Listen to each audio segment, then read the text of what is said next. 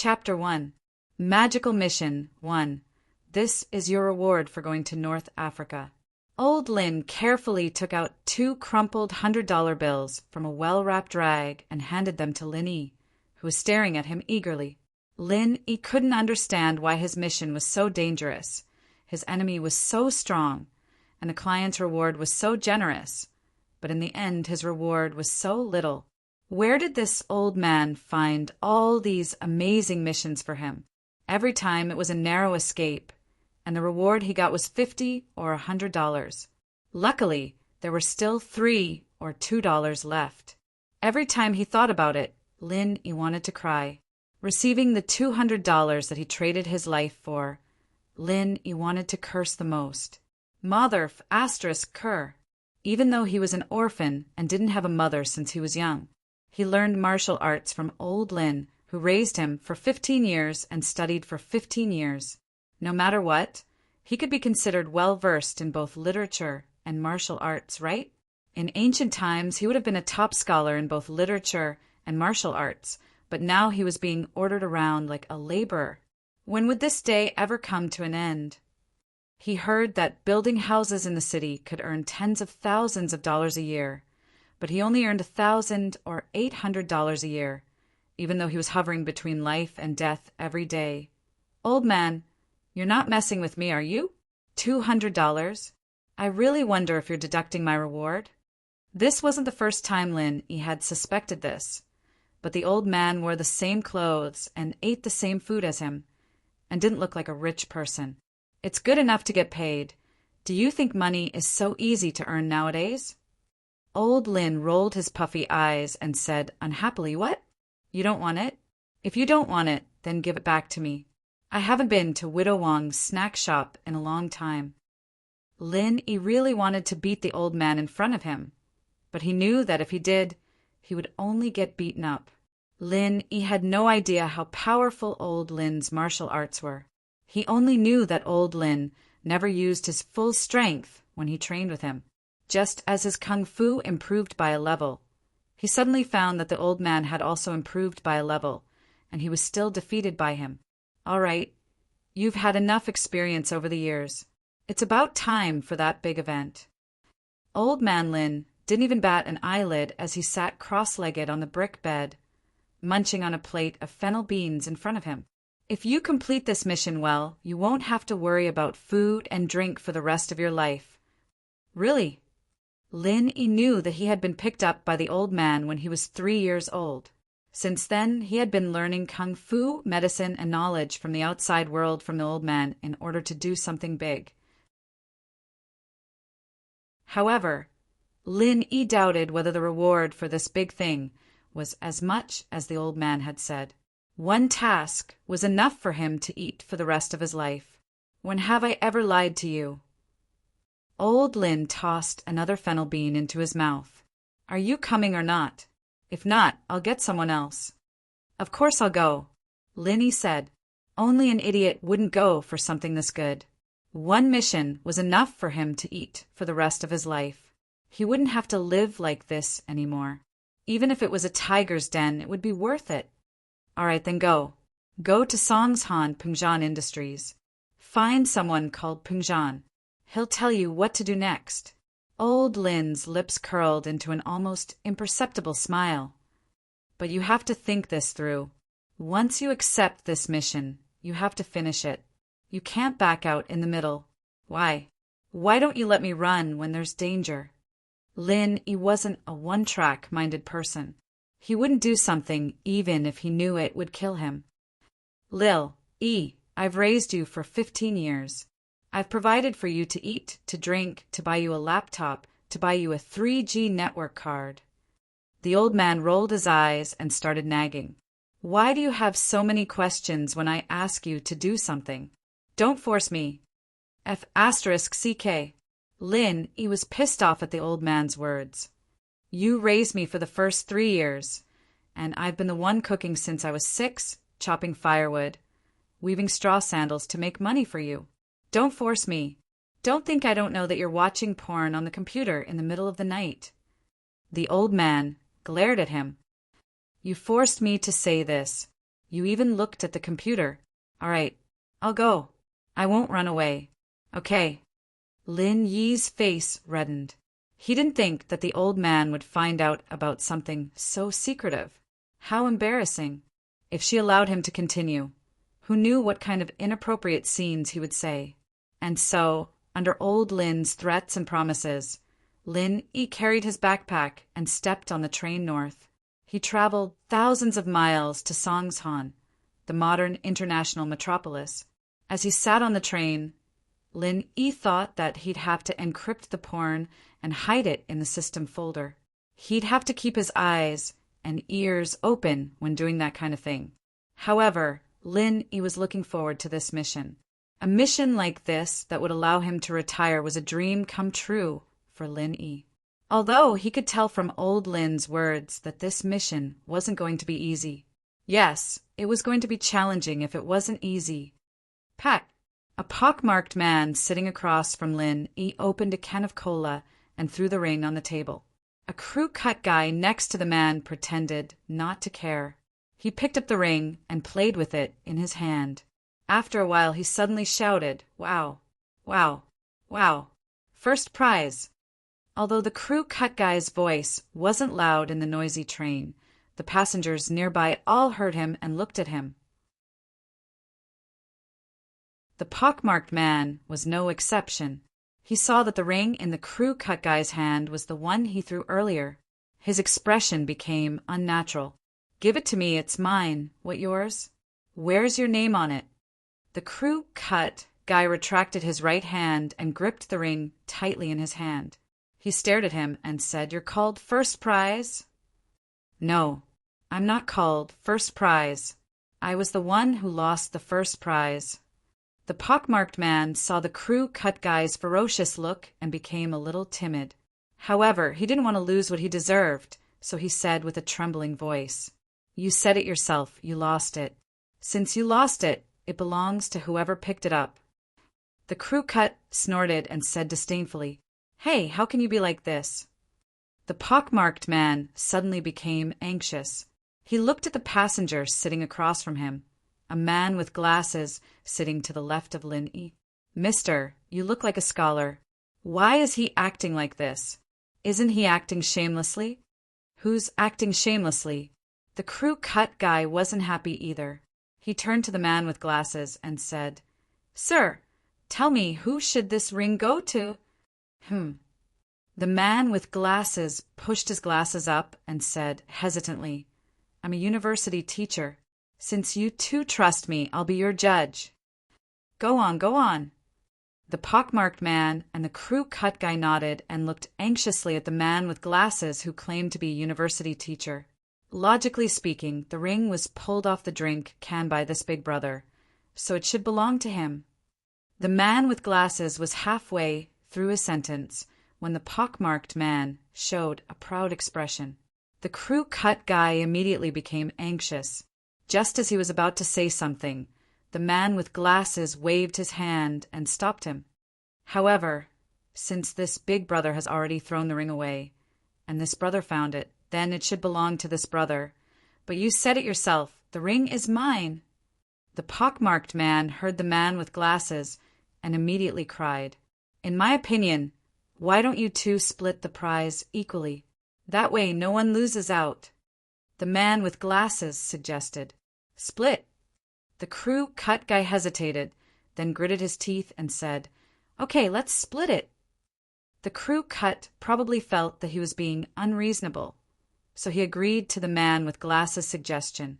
The pockmarked man saw that the ring was in the crew-cut's hand. If he didn't agree, he might not get anything. It was better to split it in half, so he nodded in agreement. "Okay, since you've both agreed, let's split it." The man with glasses took the can from the pockmarked man's hand and looked at it. "It's written here that the first prize is 100,000 yuan. After deducting 20% of the income tax, there's 80,000 yuan left. Since it's a little troublesome to collect the prize, one of you can give the other person 30,000 yuan and collect the prize yourself. What do you think?"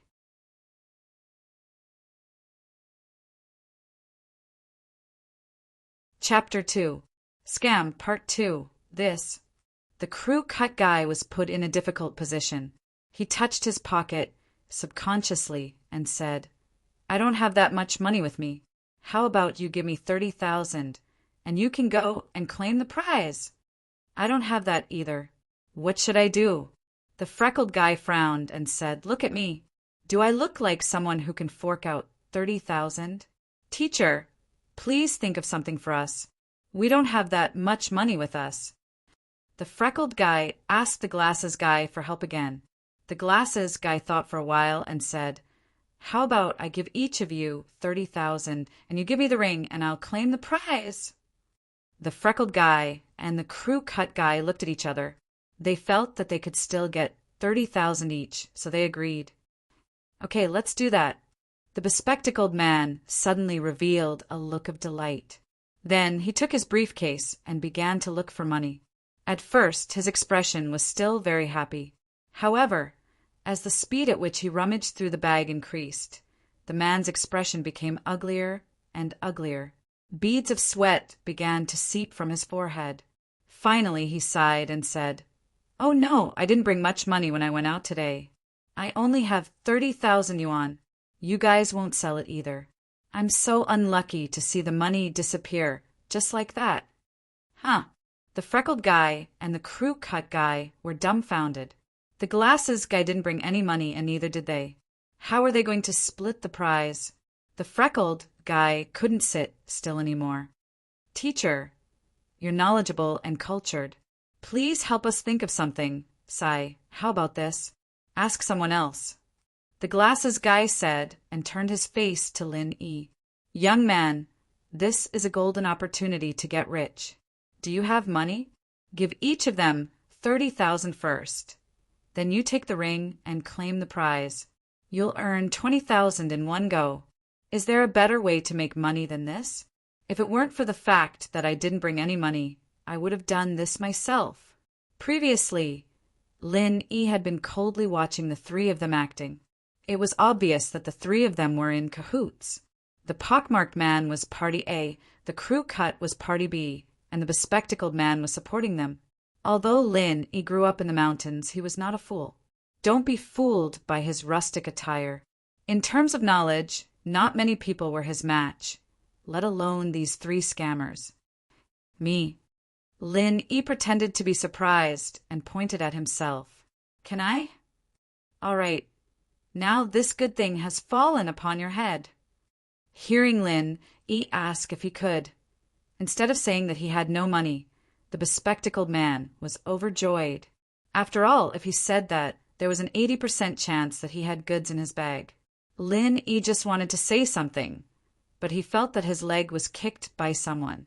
Lin Yi glanced at his right side. It was a very beautiful girl who was about the same age as Lin Yi. Her hair was like water and her skin was white. Although she didn't stand up, according to Lin Yi's visual estimation, the girl was at least about 165 meters tall. She was considered tall. After getting on the train, she listened to the MP3 quietly. Lin Yi wanted to strike up a conversation with her to relieve boredom on the way, but the girl had been wearing earplugs, so Lin Yi couldn't do anything. At this moment, the girl was looking at Lin Yi anxiously. She wanted to say something, but she had some scruples. She could only hint to Lin Yi with her eyes. Lin Yi naturally knew what the girl meant. She didn't want him to be fooled. Lin Yi's heart suddenly warmed. Didn't they say that people in big cities were very indifferent? When they saw that it had nothing to do with them, they would just ignore it. The girl could remind me, which means that she has a good heart. Therefore, the girl's image in Lin Yi's mind suddenly increased a few points. It was important for a girl to be beautiful, but if she was vicious, then it was useless to be beautiful. This was Lin Yi's standard for judging girls. Cough, cough. The girl with the crew cut opposite the girl seemed to notice the girl's behavior. She suddenly coughed loudly and glared at the girl. The girl was scared and lowered her head. Of course, these small details naturally couldn't escape Lin Yi's eyes. However, Lin Yi was bored on the journey. He had a stomach full of anger with the old man at home. He had nowhere to vent it. Just a few fools came to the door. How could Lin Yi miss this opportunity to tease them? However, although the girl lowered her head, she still kicked Lin Yi with her feet to warn him. However, Lin Yi didn't seem to feel it. He was not moved at all. I only have 49,000. I don't have that much. Lin Yi pretended to be honest and said truthfully. When the pockmarked face and the crew cut opposite heard that Lin Yi had 49,000, their eyes suddenly shot a brilliant light. However, their faces were still bitter. It's only 49,000. Isn't it a little less? How much can we each get? 49,000 divided by 2 is 24,500. The crew cut calculated. 24,500? It's not bad. I agree. What about you? After the pockmarked face listened, he nodded quickly. Okay, since you agree, then I also agree. The crew cut nodded and said, Give me the money. Lin Yi opened his backpack and took out a small bag wrapped in newspaper. He opened it layer by layer and revealed 5 stacks of banknotes. This is 49,000. That's all. You guys count it. Lin Yi said very honestly. You guys give me the ring pull. This money was the living expenses that the old man gave to Lin Yi for the next N years. In the past few years, Lin Yi had earned a lot of money for the old man. For example, the assassination mission in North Africa last time. According to international practice, he should have been paid at least a few 100,000. However, before he left, the old man rummaged through a broken bag and found this 49,000 yuan. He claimed that this was all the money he had at home and asked him to use it sparingly. This made Lin Yi very depressed. Was the old man really poor, or was he pretending to be poor? However, it didn't seem like he was pretending. The old man ate the same as me every day. I didn't see him enjoying anything. Could it be that I overestimated the rewards of those missions? Okay. The pockmarked face and the crew cut were like hungry wolves. They divided the banknotes in front of them and passed the ring to Lin Yi. Lin Yi carefully kept the ring on his body, afraid to lose it. He was as careful as a treasure, seeing that the 3 scammers had succeeded. The girl sitting next to Lin Yi sighed helplessly. Looking at Lin Yi's excited face, the girl really didn't know what to say.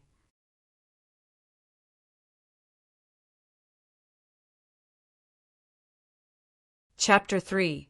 Wang Xinyan 2. The girl stopped kicking Lin Yi's leg and leaned against the window, listening to her MP3 player. We have arrived at Songshan Station. Passengers, please get ready. We will stop for 15 minutes. The train announced the arrival of the station, and Lin Yi started packing his luggage to get off the train. To his surprise, the girl beside him started packing as well. Evidently, she was going to get off at Songshan Station as well. When the girl stood up, Lin Yi gauged her with his eyes. His guess was correct. The girl was around 165 meters tall. After getting off the train, Lin Yi looked at the gorgeous buildings in the station in awe. He'd been here 10 years ago, but Songshan had changed a lot since then. Wait. A sweet female voice came from behind Lin Yi. Lin Yi stopped and turned around. It was the girl who'd sat next to him on the train. She was waving at him as she ran towards him. What's up?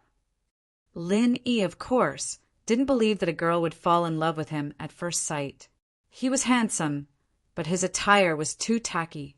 Yellow pants and a white singlet, the same outfit as a migrant worker in the city. You're not thinking of redeeming your prize, are you? The girl said angrily. She was angry at Lin Yi for ignoring her warning on the train. Oh, you're talking about this? Lin Yi took the ring out of his pocket and threw it on the side of the road. Ah! It was the girl's turn to be shocked. She didn't think that Lin Yi would do something like this. You threw it away? The girl pointed at Lin Yi, her mouth wide open. Yeah, I did. Lin Yi nodded. It's fake. There's no point in keeping it. You knew it was fake?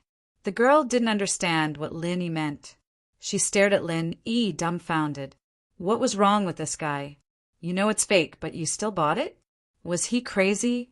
Judging from his appearance, he didn't look like the kind of rich person with a bad taste.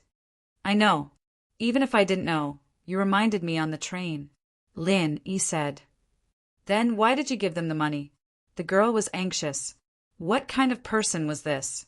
Lin Yi smiled, took his backpack off his shoulder, unzipped it, and opened it in front of the girl. The girl looked at Lin Yi in surprise. Then, she lowered her head and looked into Lin Yi's backpack. She was shocked. There were 7 to 8 bundles of cash inside. Are you rich? Even if you have money, you can't just squander it, right? The girl didn't quite understand what Lin Yi meant. She thought that Lin Yi was showing off how rich he was. This is the money from just now, Lin Yi said. The money just now? What do you mean? The girl didn't understand. You mean you got the money back? Wasn't there only 49,000? This should be 70 or 80,000, right? The glasses man still had 30,000 in his hand. I took it together with him. Lin Yi shrugged and said, this was just a piece of cake. For Lin Yi, it couldn't be simpler. Huh. The girl was completely dumbfounded this time. It wasn't that Lin Yi had a problem, but that he was more skillful. Not only did he get his money back, but he also took the money from the glasses man. What's with this expression? Are you going to report me for stealing? Your sense of justice is quite strong. Lin Yi looked at the girl's surprised expression and smiled. Of course not. The girl blushed and shook her head. But I really want to thank you before. There aren't many girls like you. Lin Yi said sincerely. Can I treat you to a meal later? It's okay. The girl shook her head shyly. My family is waiting for me at the exit. Lin Yi nodded. He didn't force the issue. Hitting on girls was a technical thing, but it was also important to follow the flow. Being too deliberate would have the opposite effect. I won't bother you then. Xinyan looked at Lin Yi's back and shook her head. What a strange person. If her mother wasn't waiting for her at the exit, she wouldn't mind spending more time with Lin Yi. It wasn't that Xinyan had a good impression of Lin Yi. She just felt that Lin Yi was really different from the others. He had so much money in his backpack, and he didn't put it in the bank. He was dressed like a country bumpkin, but there was something about him that she couldn't describe. Sir, do you want to stay at the inn? It's very cheap. Lin Yi was surrounded by a group of people soliciting customers from nearby hotels as soon as he walked out of the train station. This kind of worker's attire was the focus of these small hotels when doing business.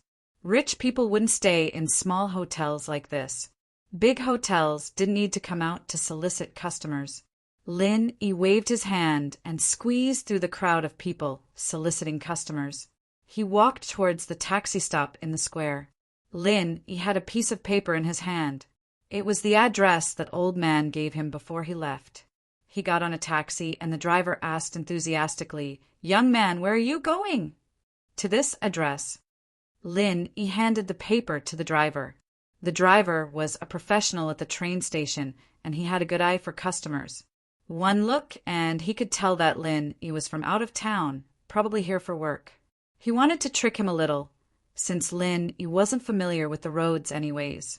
He happily took the paper from Lin Yi and looked at the address written on it. The driver's face turned green immediately. The paper wrote, Songshan City, Guangming Avenue, 36 Pingzhan Building. 11. 2 kilometers from the train station. Take the new second ring bridge. Even the route had been designed, and the mileage was clearly marked. Who would be able to blackmail them? But why would this young man go to Pingzhan Building? That was the biggest corporation in Songshan. How would a guy dressed like a migrant worker know the people there? The driver sighed, threw the note to the side, and drove the car obediently. Songshan's traffic was good. There were many bridges. Lin Yi felt like he arrived at his destination in the blink of an eye. He paid the 24 yuan fare and got off. Lin Yi felt a bit dizzy looking at the tall building in front of him. It seemed to be even taller than the mountain in his hometown. It seemed like his employer was rich. Maybe it was like what Old Man said. One mission could earn him a lifetime of money. He just didn't know if he would fall to his death if he jumped down. Back in his hometown, Old Man kicked him into the ravine from the top of the mountain. He didn't die, but he was bedridden for a few days with a swollen face.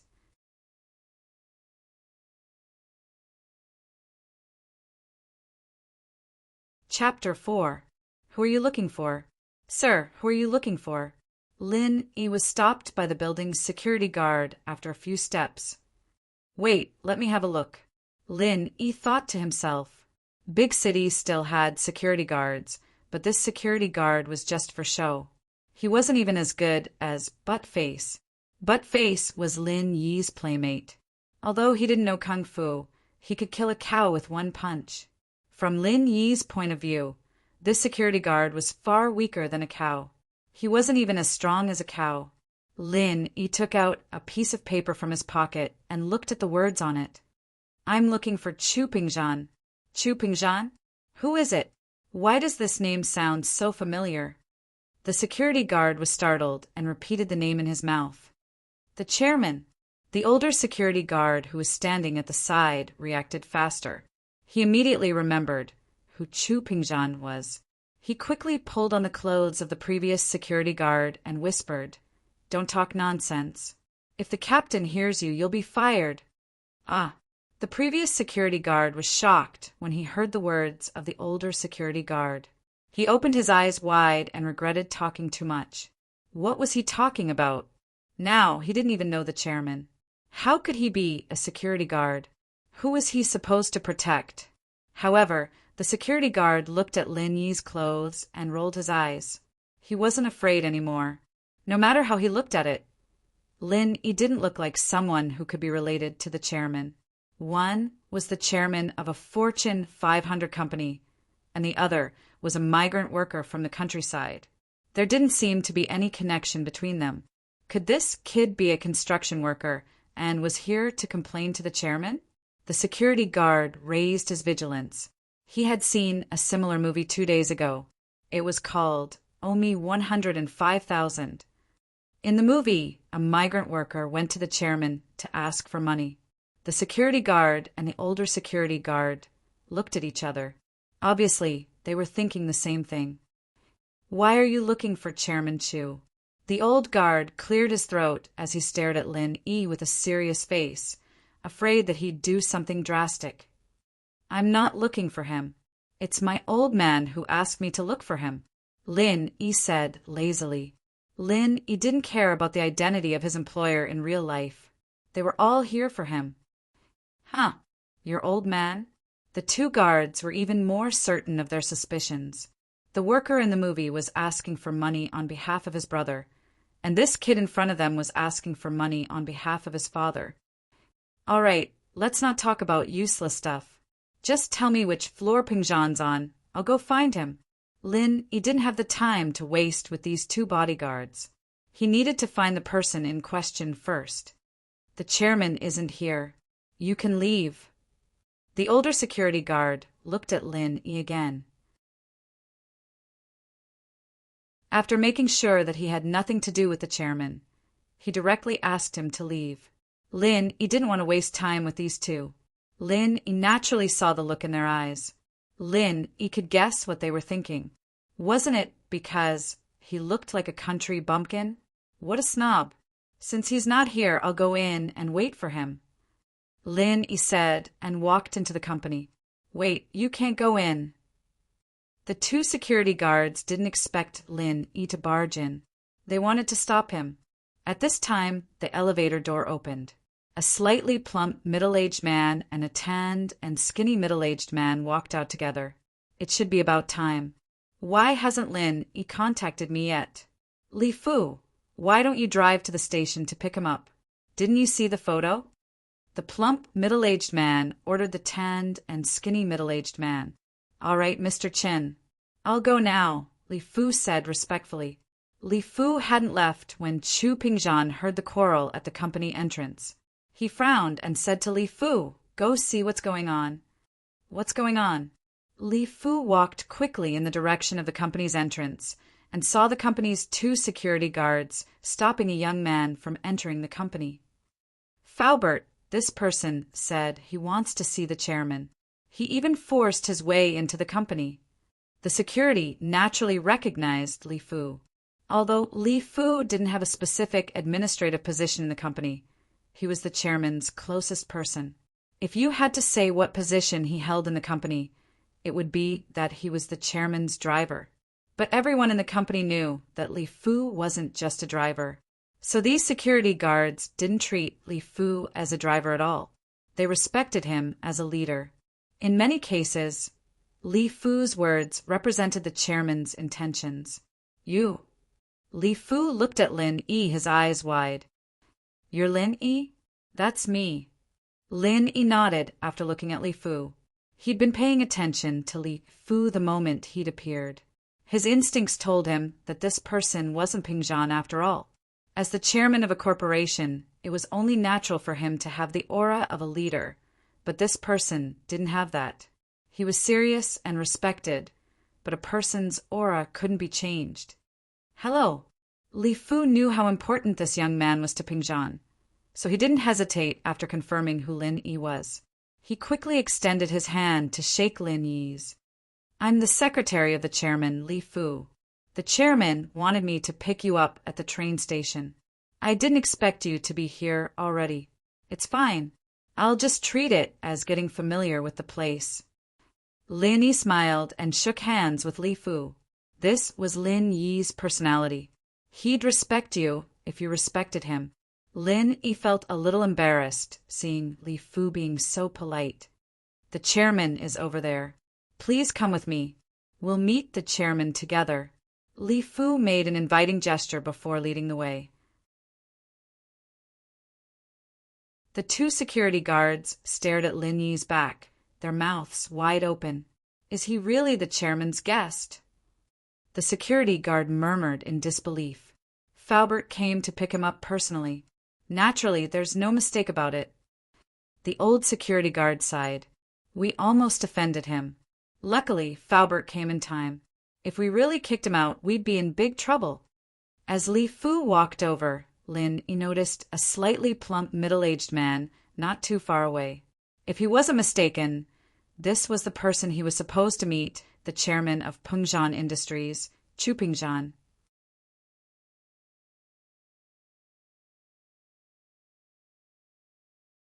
Chapter 5. Chapter 05. Looking for a partner. Lin Yi nodded with a smile, shaking hands with Ping Zhan naturally. Lin Yi handled this sort of social etiquette with ease. "Nice to meet you, Mr. Chu." Lin Yi was flattered by Ping Zhan's friendliness. It was the first time he'd met such a friendly employer. He was here to carry out a mission. But the chairman of a listed company in the world's top 500 was treating him this way. Lin Yi was curious. Why did it feel like they were meeting on the same level? "Mr. Lin, I understand that it might be difficult for you to lower yourself to do something like this," Ping Zhan said after some hesitation. Ping Zhan's words were getting more and more ridiculous, and even someone as thick-skinned as Lin Yi couldn't help but feel embarrassed. "I don't need to lower myself. I only earn a couple hundred a month weaving straw sandals at home. And my old man said that this mission is enough for me to live the rest of my life." Lin Yi thought to himself. This employer sure was nice, treating him so politely when he asked him to do something. He wasn't like other people who'd start gossiping after paying him. "What, straw sandals?" Ping Zhan paused as he looked at Lin Yi. He wasn't mistaking him for someone else, was he? But what the hell was this guy talking about? Was Elder Lin making him weave straw sandals for a couple hundred a day? Ping Zhan was speechless. He'd heard some things about Lin Yi from his old man, and the reward for rescuing hostages in Africa alone was in the hundreds of millions of USD. How was he making straw sandals for money? Yeah, a pair of straw sandals can be sold for 4 kwai. 3 to 5 pairs a day would be a couple hundred a month. Lin Yi nodded. He, too, felt that something wasn't quite right. The old man didn't seem like a poor man, did he? Ping-Zhan couldn't care less about other people's personal business. He shook his head helplessly after hearing Lin Yi's words. Your salary from now on will be 30,000 a month. This includes your school fees and daily expenses. Of course, the money you spend on my daughter will be reimbursed by Li Fu. 30,000? Didn't the old man say it was a few thousand? Lin Yi was stunned for a moment. Such a high salary? If he had known this would happen, he wouldn't have brought so much money. He didn't have to see the old man's painful face. Lin Yi remembered the scene when he got the 49,000 yuan from the old man. Wait, Mr. Chu, what did you just say? Going to school? Tuition and fees? And the money spent on your daughter? What did that mean? I don't understand. Lin Yi was puzzled. What did Ping-Zhan mean by that? Wasn't he here to carry out a mission? Oh, didn't old Master Lin tell you before? Please come over here. Let's discuss the details upstairs. Ping-Zhan smiled faintly as he gestured for Lin Yi to follow him to the elevator. After all, Ping-Zhan was his employer now, and the salary he gave him wasn't low at all. Lin Yi didn't understand what Ping-Zhan was talking about, but he had seen his fair share of strange missions over the years. So Lin Yi slowed down his pace when he walked with Ping-Zhan, making himself look like he was following behind him. Ping-Zhan, however, was intentionally walking at the same pace as Lin Yi. Lin Yi naturally noticed it.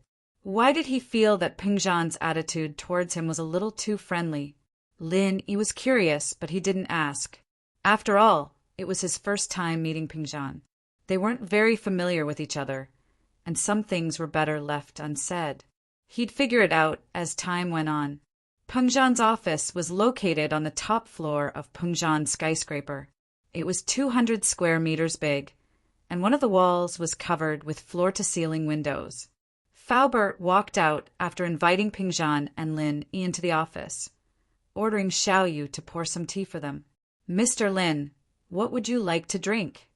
Xiao Yu had learned of Lin Yi's surname from Faubert. Water, please. Lin Yi drank water the most at home, and it was the same when he came out. Xiao Yu paused, but still smiled. All right, please wait a moment. As for what the chairman wanted to drink, she didn't even need to ask. It was the same every day. Mr. Lin, starting tomorrow, Faubert will arrange for you to enter Songshan's first schools, 12th grade class 5. You'll be in the same class as my daughter Mingyao. You'll go to school with her, take care of her life, and help her with her homework. In other words, you'll be her companion. I've been too busy with my business these past few years, and I feel guilty for not taking care of my daughter. I want to find someone she can talk to and care for her. This is the real reason why I asked you to come. You're around the same age as her, and we're both young men. We should have some common topics, right? Ping-Zhan smiled. Lin Yi was stunned. What did he mean by finding someone she could talk to? Care for her? Common topics? It couldn't be, could it? Was this the mission that could feed him for a lifetime? Why did it sound like he was looking for a partner? Could it be that the girl had some sort of biological problem that prevented her from getting married and was looking for him? Mr. Lin, what's wrong? Ping-Zhan seemed to know what Lin Yi was thinking when he saw the shock on his face. I thought that Elder Lin had already told you what you were supposed to do, but it seems like that's not the case. Mr. Chu, just call me Linny. Mr. Lin's a little awkward. Lin Yi smiled bitterly. To be honest, I really didn't know what I was supposed to do. The old man only said that it was an important mission, and that if I did it well, I'd be able to feed him for a lifetime. Feed him for a lifetime? Ping-Zhan paused at Lin Yi's words before laughing out loud. Ha ha ha ha, that's right. Elder Lin wasn't lying to you. If you do it well, the reward will be enough for you to feed him for a lifetime. Lin Yi still didn't understand what Ping-Zhan wanted him to do. But what exactly is my mission? Didn't I tell you before? You'll accompany my daughter to school. And, of course, You'll be responsible for her safety. Don't let anyone bully her. Pengjan explained. Study companion? Babysitter? That was the only word Lin Yi could think of. Ugh, you can think of it that way. That's the truth. Pengjan nodded, not waiting for Lin Yi to say anything before handing a document to Lin Yi. This is the information on Songshan's first school. You can familiarize yourself with it. Lin Yi nodded helplessly as he took the document. Was this the super mission the old man was talking about? Damn it. Could it be that I've been tricked again? Just like that time in South America, the old man had told him that he was going to save someone. But how was it a person? It was a group of people, but no matter what, there was a high reward, and the danger level of the mission was relatively low. It was just that he felt like a lackey from a rich family. But it didn't matter. He'd just take it as a break. Songshan's first school was called Songshan's First School, but it was actually a private school a long time ago. The name hadn't been changed when it was bought over. Pengjan's Pengjan Industries was one of the 3 major shareholders of the school. No wonder he'd been able to get into this school so easily, even though he hadn't even gone to elementary school. Lin, he hadn't gone to school before, but he knew from the internet how difficult it was for rural kids to go to school in the city. All right, I'll do my job. Lin nodded after looking through the document. Of course, Mingyao's temper isn't too good, but she's a good kid. Pengjan smiled bitterly. I believe that you'll be able to get along well with someone as outstanding as you. Get along? Lin didn't expect to get along well with the Mississippi. It wasn't like they were dating. So what was the point of getting along well with her? Lin, however, said, I'll try my best. Pengjan seemed to have seen through Lin Yi's perfunctory attitude. He smiled faintly and called out to the door. Faubert, Yao Yao's almost out of school. Go get her and show Mr. Lin around. Mr. Chu, you can call me Lin Yi or Little E. Don't call me Mr. Lin, it's a bit awkward. Lin Yi said, All right, I'll call you E then. No matter what, I'm still your elder, so you won't lose out. Don't call me Mr. Chu, just call me Uncle Chu. Pengjan nodded, not bothering with the topic any longer.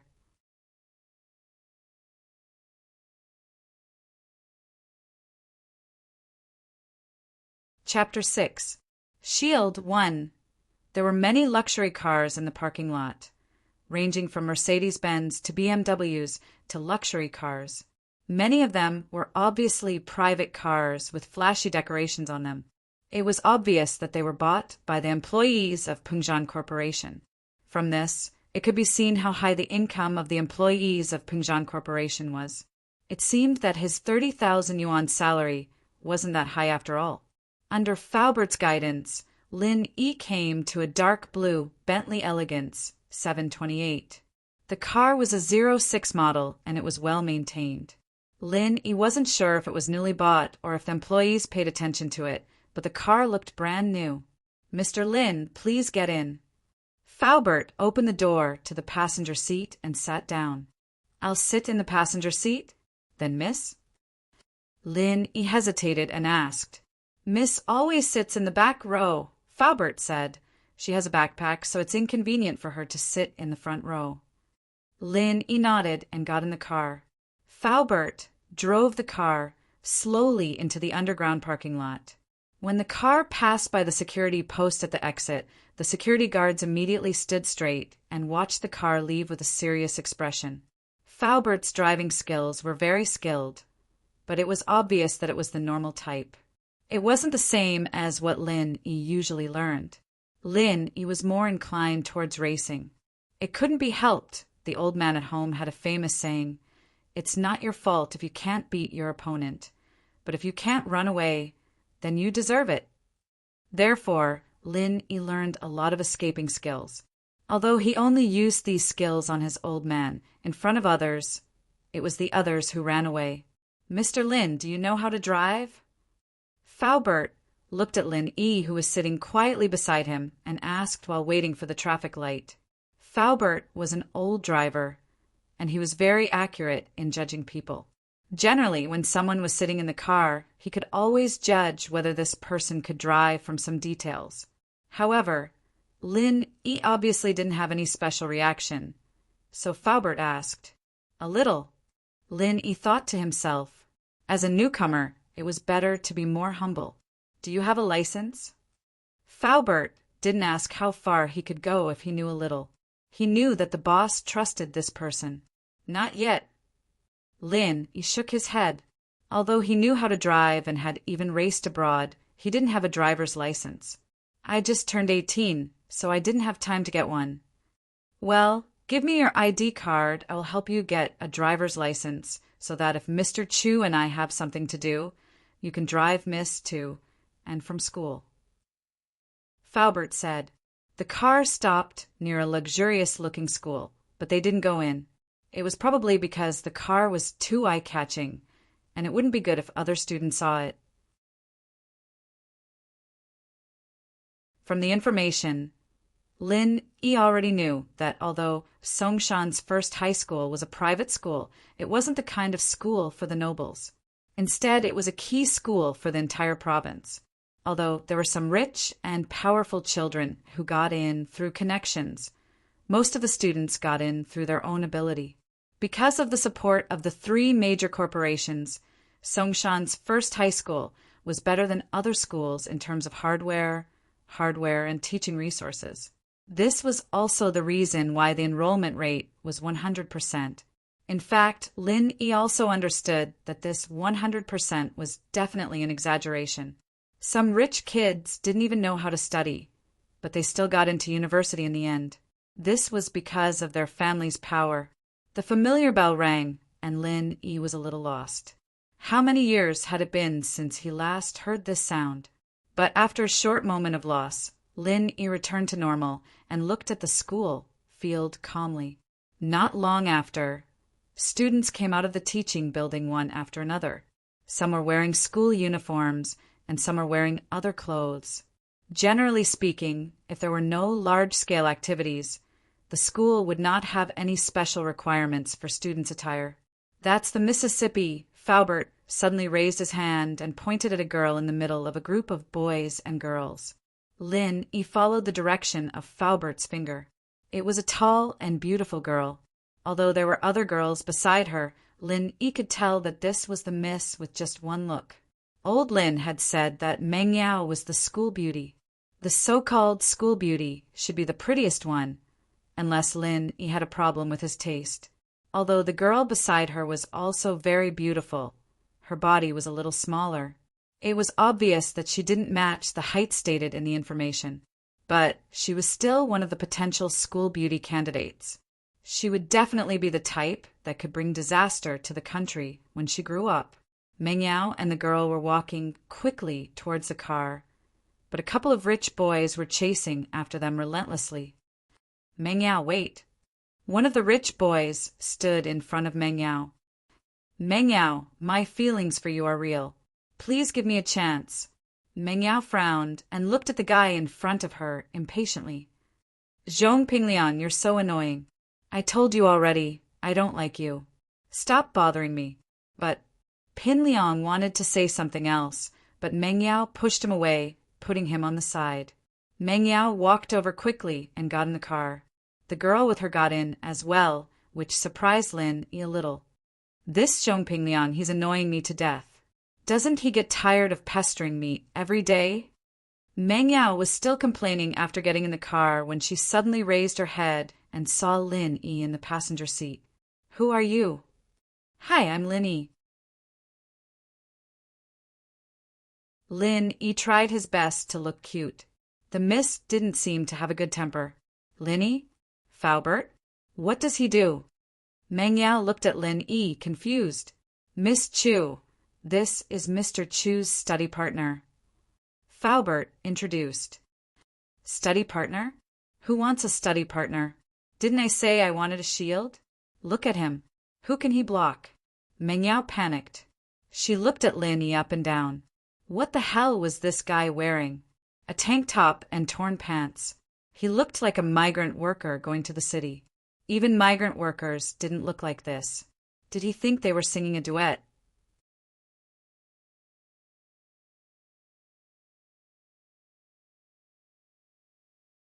Chapter 7. Chapter 07. Lin Yi's Handling Method. Mr. Chu said that Mr. Lin Yi is a multi-talented person, capable of both the pen and the sword. A mere shield wouldn't be a problem for him. Faubert explained quickly. Pingzhan didn't tell Meng Yao some things because he didn't want her to worry, and he told Faubert not to tell her as well. Inviting Lin Yi was ostensibly to take care of Meng Yao's studies and life, but there was a deeper meaning behind it. It was related to a promise made by the older generation of the family, but it was obvious that Meng Yao wouldn't agree to a study partner out of the blue. But coincidentally, Meng Yao was tired of dealing with her pursuers, and so she went to Pingzhan, asking him to hire a shield to help her fend off the flies around her. And so Pingzhan used Lin Yi as a shield and recommended him to Meng Yao. But Faubert was regretting not bringing Lin Yi to a clothing store to dress him up. From what Faubert saw in Lin Yi's picture, Lin Yi looked quite spirited, but the style was a little too unique for the environment. Meng Yao couldn't see anything special about the man in front of her. He couldn't be some random migrant worker her father found from the labor market, could he? The girl beside Meng Yao covered her mouth and giggled. Lin Yi didn't look like someone who could be Meng Yao's shield no matter how she looked at him. Shoo, what are you laughing at? Meng Yao was already pissed off at her father's perfunctory attitude, and seeing her best friend giggling made her even angrier. She glared at her friend. Yushu stuck out her tongue at Meng Yao's scolding and shut her mouth, but kept her curious eyes on Lin Yi. Faubert, tell him to get off the car. I want a replacement. Meng Yao frowned. She really didn't want to argue on this topic any longer. Mr. Chu said that Mr. Lin Yi would definitely be able to do the job, and he's already signed the contract.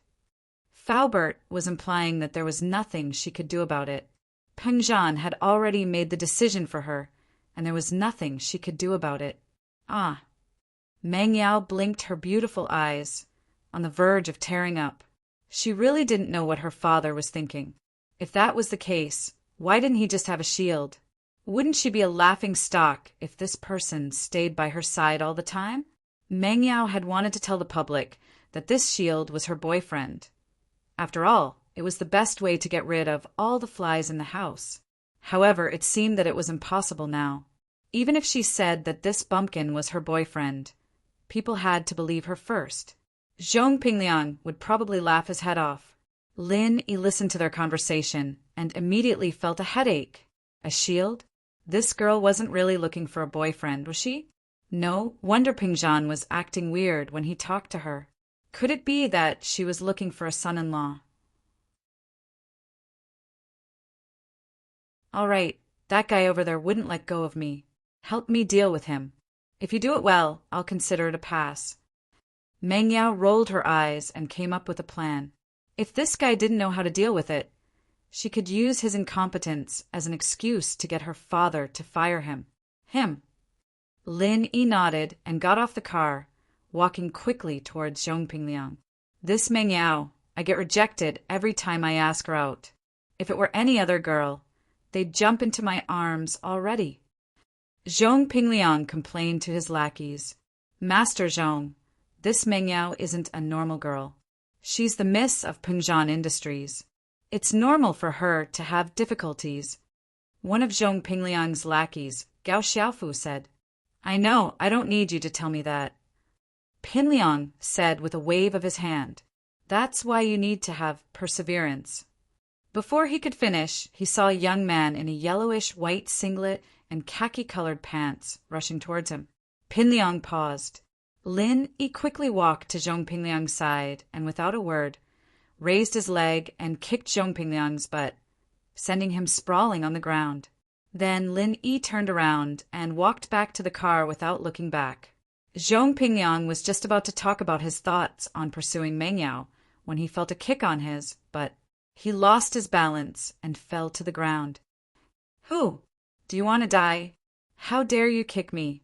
Zhong Pingliang struggled to get up from the ground, cursing with his face covered in dirt. It's that worker just now. Gao Xiaofu said quickly. Then what are you guys waiting for? Go after him.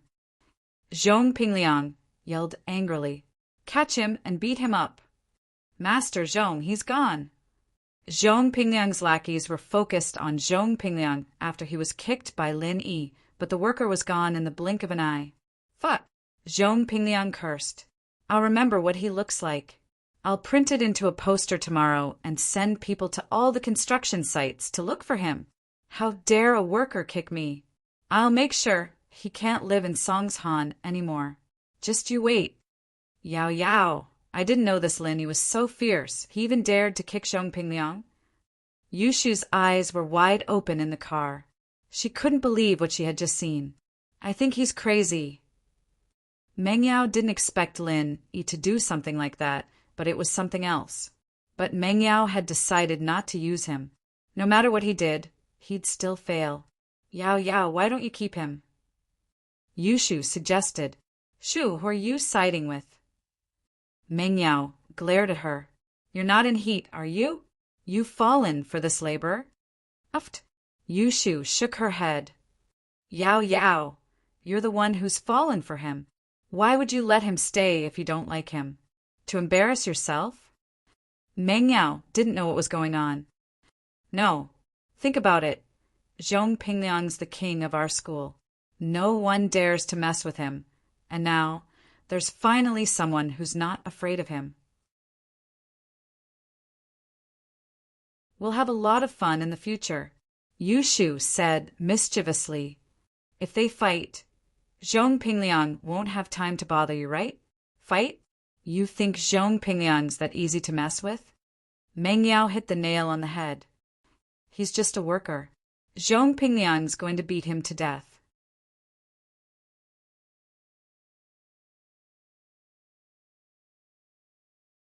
Chapter 8.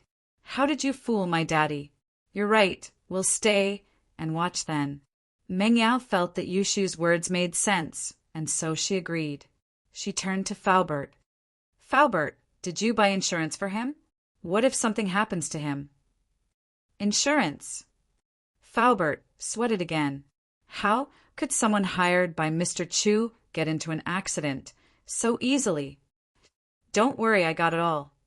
Lin Yi, on the other hand, had walked to the car and got in. He looked at Meng Yao. How was it? Not bad, right? You barely passed. Meng Yao humphed. Lin Yi smiled and went back to the driver's seat. He didn't say anything else.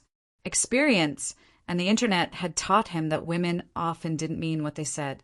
Lin Yi wasn't going to argue with Meng Yao.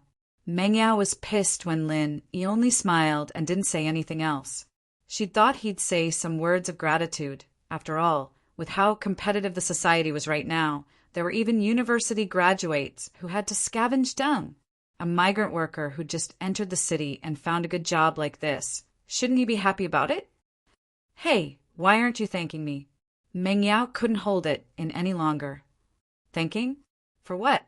Lin Yi didn't know what was going on. Shouldn't you be thanking me for helping you kick that guy's face to the ground?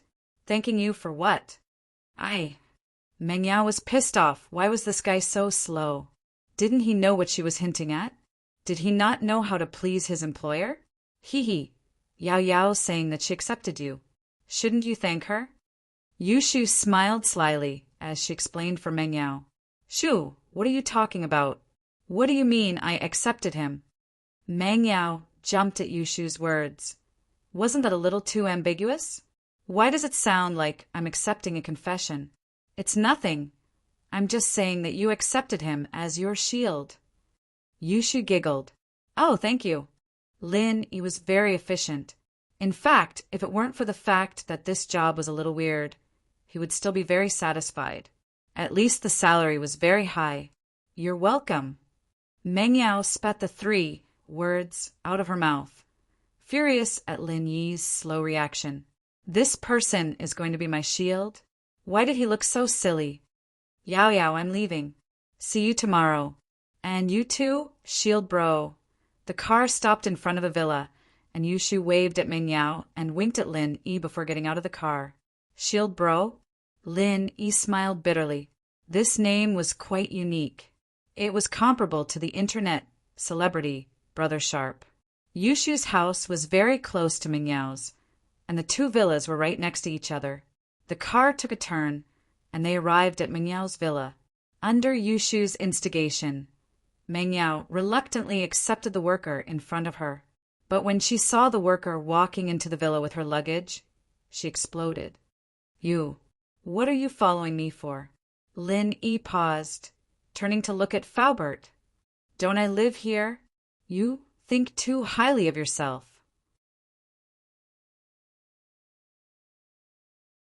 I've never had a man in my villa before.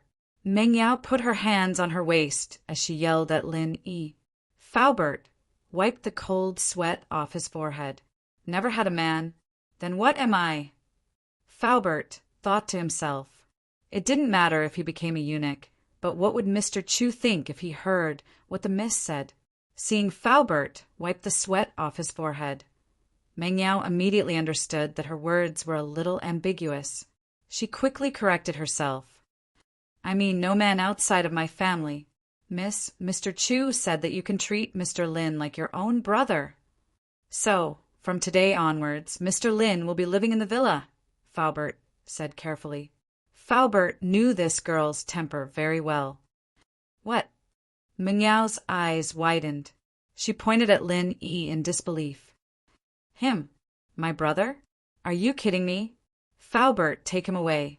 Let him live wherever he wants. I'm afraid I can't make the decision, Mississippi. This is Mr. Chu's order. What do you think? Faubert said, troubled. He was a driver, after all. Although he was Pingzhan's most trusted person, it was still difficult to be stuck between him and the miss. It's fine. I'll talk to Daddy myself. Mingyao took out a Nokia E7 from her pocket and dialed it out. It was a free gift from the promotion a while back, and she and Yushu bought one each. Lin Yi, on the other hand, was looking at the phone in Mingyao's hand longingly. Should he get a phone too? It was too inconvenient to make a phone call. Daddy, it's Yao Yao, Mingyao said in a coquettish voice. It made Lin Yi's heart go numb. He didn't know that a girl's voice could be so sweet. It's Yao Yao. What's up? Pingzhan was in the middle of a meeting. He picked up when he saw his daughter's call. It's like this, Dad. What's up? Pingzhan was in the middle of a meeting. He picked up when he saw his daughter's call. Did you hire him from the farmer's market? Mingyao was a little pissed. Her father had never treated her like this since she was young. You're talking about E? Haha. Daddy invited him all the way here from Star Mountain. Not only is he knowledgeable, he's also good at martial arts. What's more, his character is even better, Pingzhan said with a smile. What? Mingyao didn't understand. What kind of magic potion did the man in front of her feed her father? Why did he say good 3 times in a row? Pingzhan heard his daughter's words and thought that she was acting coquettishly. He said, Aha. What do you think? Are you satisfied with Lin Yi? Satisfied? How is that possible? First of all, his looks aren't up to standard. He's my shield. I should at least like him, right? Mingyao humphed. Also, Daddy, how could you ask him to live with me? I'm a girl. It's not safe for me. Yeah, I'm worried about your safety. I'm worried about you living alone in the villa. That's why I asked E to accompany you. Don't worry. E can protect you. Pingzhan pretended that he didn't understand his daughter's words.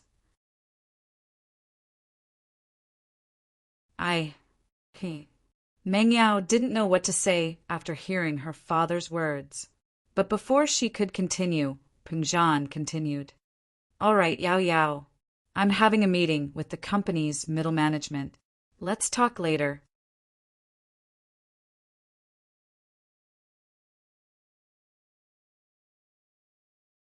Chapter 9. General Weiwu, Part 2.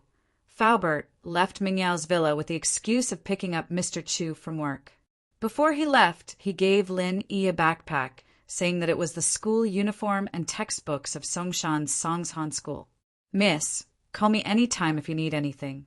I'll deliver dinner at 7 tonight, Faubert said and left in a hurry. Mingyao didn't know what to say as she looked at the man in front of her. She couldn't just let him sleep on the streets, could she? His father was a well-known philanthropist. If people knew that he mistreated his servants, it wouldn't be a good thing. Meng Yao was angry for a long time before she finally thought of the culprit. She took out her phone and dialed Yushu's number. "Hello, Shu. My dad told this worker to stay in my villa. What should I do?" "Yao Yao, you mean Shield Bro? That's good. I'll go to school tomorrow and tell them that you're living with him. That way, no one will bother you anymore." Yushu was lying comfortably on the bed, watching TV. She heard Meng Yao's words and said casually, "Yushu." Meng Yao was furious. She yelled at the phone, "You're being too disloyal, aren't you? You told me to keep him, and now you're making sarcastic remarks? You, come to my house right now." "Oh, okay, I'll take a shower and sleep. I'll go to school tomorrow morning," Yushu said lazily. "I'll break off our relationship if I don't see you in a minute." Meng Yao said firmly, I'm already naked, and I still need to get dressed." Yushu complained as she sat up from the sofa. She looked at her body in the mirror. She seemed to have a little belly. It seemed like she'd have to eat less in the future. 50 seconds, Meng Yao said as she looked at the call time. You need to lock the door, right?" Yushu quickly put on her clothes. 40 seconds. Meng Yao continued. All right, I'm coming." Yushu put on her shoes and ran out the door. Yushu's villa was only a few dozen meters away from Meng Yao's villa, and there was only a small path between the two. Meng Yao let out a sigh of relief when she saw Yushu's silhouette in the distance. Yao, what are you doing?" "I was just taking off my clothes and getting ready to take a shower, and you called me out?" Yushu complained. Cough, cough. Meng Yao coughed and pointed at Lin Yi. "Shu, there's an outsider here, mind your words." It's fine," Yushu said nonchalantly. "It's Shield Bro, we're on the same side. Since you and he are on the same side, then let him stay in your house. It's decided then." Meng Yao was pissed off at Yushu's gloating face. Ugh. Yushu stuck her tongue out and smiled innocently. Yao, you know me. I like to strip naked when I get home. It's not very convenient for him to move in. So it's more convenient for you to stay at my place." Meng Yao cursed at Yushu in her heart. Man, isn't it a simple matter? Yushu shook her head and said, Yao, you can let him stay at your place. And you can stay at my place, isn't it?"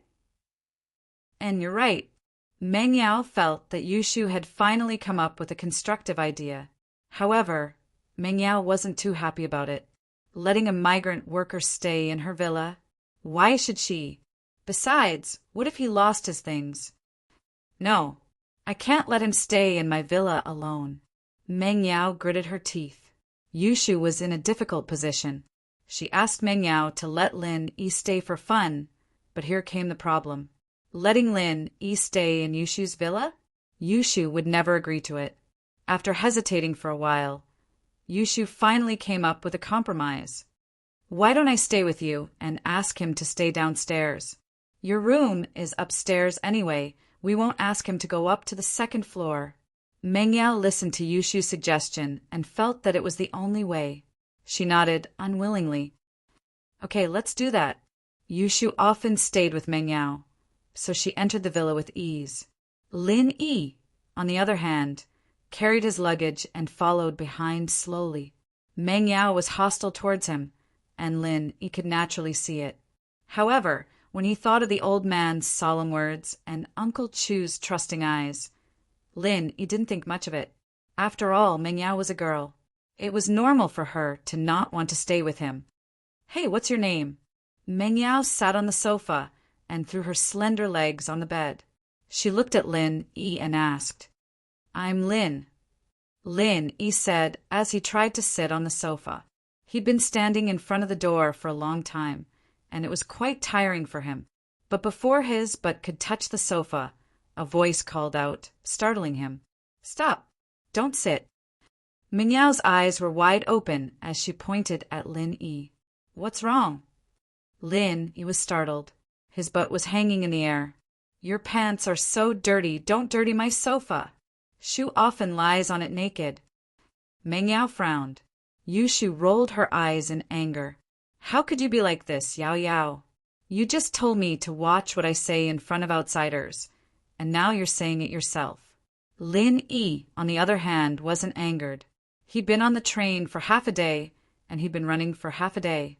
Dirtying the sofa wasn't a big deal, but giving the girl a skin disease would be a big deal. Okay, you can continue. Meng Yao saw that Lin Yi stood up and sighed in relief. My name is Lin Yi, Lin Yi said. Okay, Lin Yi, you can sleep in the guest room over there. But remember, upstairs is my and Shu's room.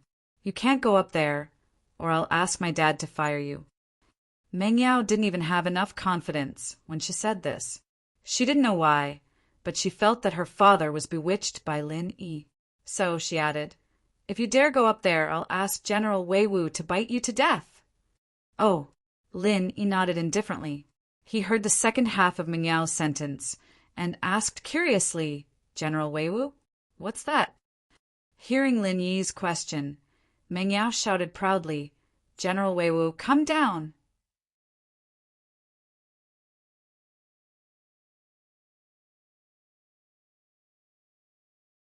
Chapter 10. Part 2. Lin Yi snorted disdainfully. Forget a dog. He'd killed countless wolves in the mountains with one slap. A Rottweiler was nothing to him, of course. See that? That's General Wei Wu. I'm telling you, he's very powerful.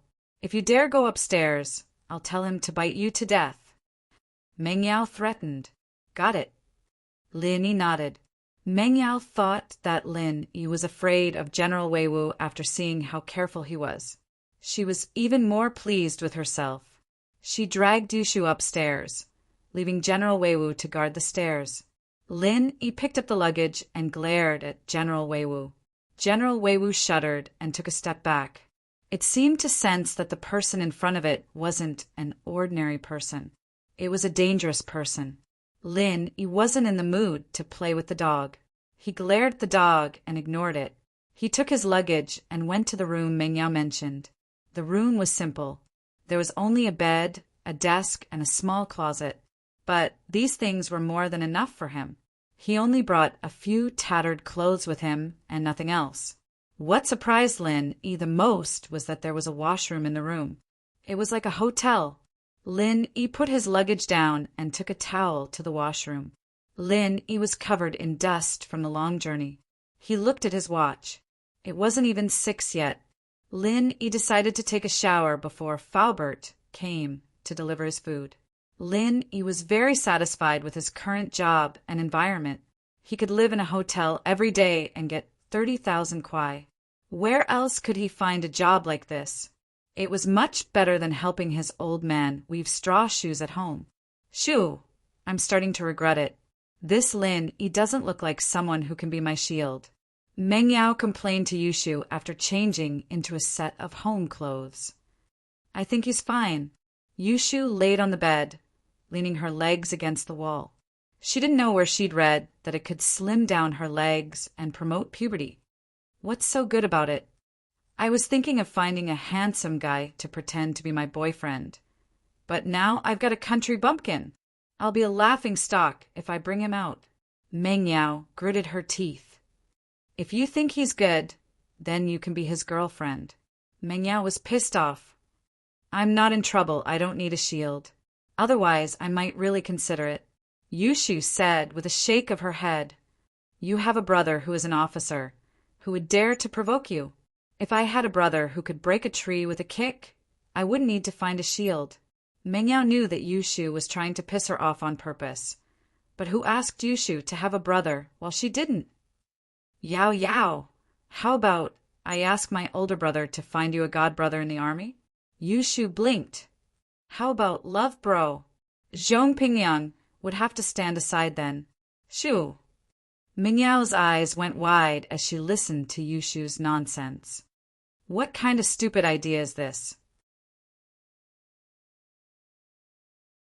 You said you'd ask my father to find me a shield. But look at him, who did you get? How can he be a shield? And now you're giving me this stupid idea, love bro? That's disgusting. All right, I'll stop talking. Yushu quickly shut her mouth when she saw that Meng Yao was really angry. She was right. She was the one who gave Meng Yao the idea of finding a shield, but now that the person wasn't to her liking, she had to bear some responsibility as well. Lin he had just showered when Faubert came to deliver dinner. He looked through his suitcase, but there wasn't a single decent piece of clothing. Lin he couldn't help but complain about how stingy the old man was. Couldn't he just buy him some new clothes? Meng Yao would probably think that he was wearing dirty clothes when he went out, and he wouldn't even be able to sit on the sofa. With no other choice, Lin he opened the bag Faubert gave him and put on his school uniform. Both Meng Yao and Yushu were taken aback by Lin Yi's new look. He'd been unkempt before, wearing a tattered singlet and underpants, but now that he'd showered, he looked like a gentleman, paired with the school uniform. He looked like a completely different person from the migrant worker he used to be. Her first impression of Lin Yi, however, was simply too bad. Meng Yao would never admit that Lin Yi was a handsome guy, no matter what. She could only say that he was stronger and more pleasing to the eye than before. Faubert brought over 4 dishes and a soup: Yusiang shredded pork, Sichuan poached fish, stir-fried cabbage, and black fungus with spinach. The soup was shiitake mushroom soup. The combination of meat and vegetables was perfect.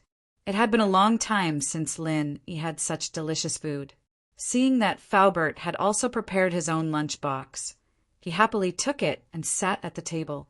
Lin he was just about to pick up his chopsticks when Meng Yao objected. "What are you doing?" "Shu and I haven't eaten yet, and you want to eat first?" "From now on, Shu and I will eat first, and you can eat if we don't want to." With that, she turned around and went to the kitchen. She had a habit of using silverware when she was young. It was a habit she developed when she lived with her grandpa. So, in the disinfection cabinet in the kitchen, there was a set of silverware that Meng Yao specially used. Lin he could only smile bitterly at Meng Yao's domineering attitude. He put away his chopsticks and looked at the food on the table.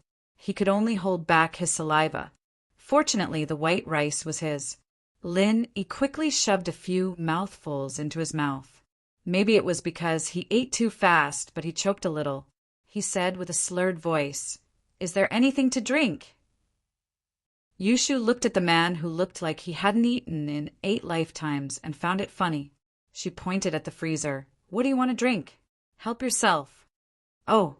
Lin he turned around and saw a big freezer filled with all kinds of drinks. Lin he took out a bottle of orange juice and took a big gulp. He felt much better after that. Meng Yao took the cutlery back and started commenting on the dishes on the table with Yushu. "Wow, Sichuan poached fish, my favorite. This Yusiang shredded pork is a little too sweet. That damn chef. Doesn't he know that eating too much sugar makes you fat? I'll get Dad to fire him someday. And this cabbage is delicious. Shu, you should try it too." Meng Yao nagged as she ate. These dishes were prepared by the chefs of Pengzhan Industries, and Faubert would deliver them every night. Pengzhan had a lot of social engagements, but Meng Yao's mother had left home when she was very young. Meng Yao didn't know why, but her father refused to tell her every time she mentioned it to him.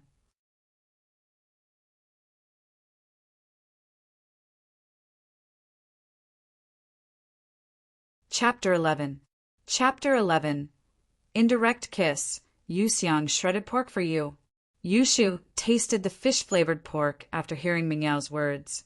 It was on the sweet side. She'd been on a diet lately, and she couldn't possibly eat sweets. She pushed the plate to Lin Yi. Lin Yi, on the other hand, didn't care if it was sour or sweet, as long as there was meat to eat. He hadn't eaten anything the whole day, so Lin Yi took the plate and started wolfing it down. The taste wasn't bad at all, much better than Widow Wong's snack shop at the head of the village. Be it the colors or the ingredients, they were all very meticulous. How could Widow Wong's sweet and sour pork compare? Wasn't this miss from a rich family a little too picky? Meng Yao picked up a piece of boiled fish and put it in her mouth, tasting it. Her face was red from the spiciness, and she couldn't stop panting as she fanned her mouth with her hand. It's so spicy, but it's so good. Where's the water? Where's the water? Meng Yao turned around and saw the orange juice on the table. She picked it up and gulped it down, finishing half the bottle in one go before putting it down. Yeah, it feels so much better now. Yushu looked at Lin Yi, then at the orange juice on the table, before finally resting her eyes on Meng Yao's mouth. Disbelief was written all over her face. Lin Yi, on the other hand, was staring at Meng Yao blankly. Girls in this city sure were open-minded. She'd just picked up the bottle he'd just drunk from, and she'd just put her mouth on it. How violent! Meng Yao was in the middle of eating and drinking, and was about to continue when she saw Yushu looking at her with a weird expression. Shu, what are you looking at me for? It's nothing. Yushu sighed, not daring to tell Meng Yao the truth. With Meng Yao's personality, God only knew what she'd do. It's nothing. Why are you looking at me? Meng Yao was even more confused as she shook her head. She picked up another piece of boiled fish and put it in her mouth, but it was too spicy for her. She picked up the orange juice bottle on the table and started drinking it mouth to mouth. Don't! Yushu wanted to stop her, but it was too late. She swallowed the rest of her words. What do you mean, don't? Shu, what are you talking about? What's wrong with you? Meng Yao put down the orange juice bottle and wiped her mouth with her hand, frowning as she looked at Yushu. I think I'll keep it to myself. Yushu said, amused and sympathetic at the same time at Meng Yao's clueless face. The funniest thing was that Meng Yao had drunk from Lin Yi's drink twice already. Wasn't that enough? Little Shu, why are you stuttering too? What's the matter? Meng Yao wasn't happy. What was he doing, acting all mysterious? Yushu had no choice but to point at the orange juice bottle on the table under Meng Yao's interrogation. This drink, what's wrong with it? Meng Yao frowned. Didn't I just drink your drink?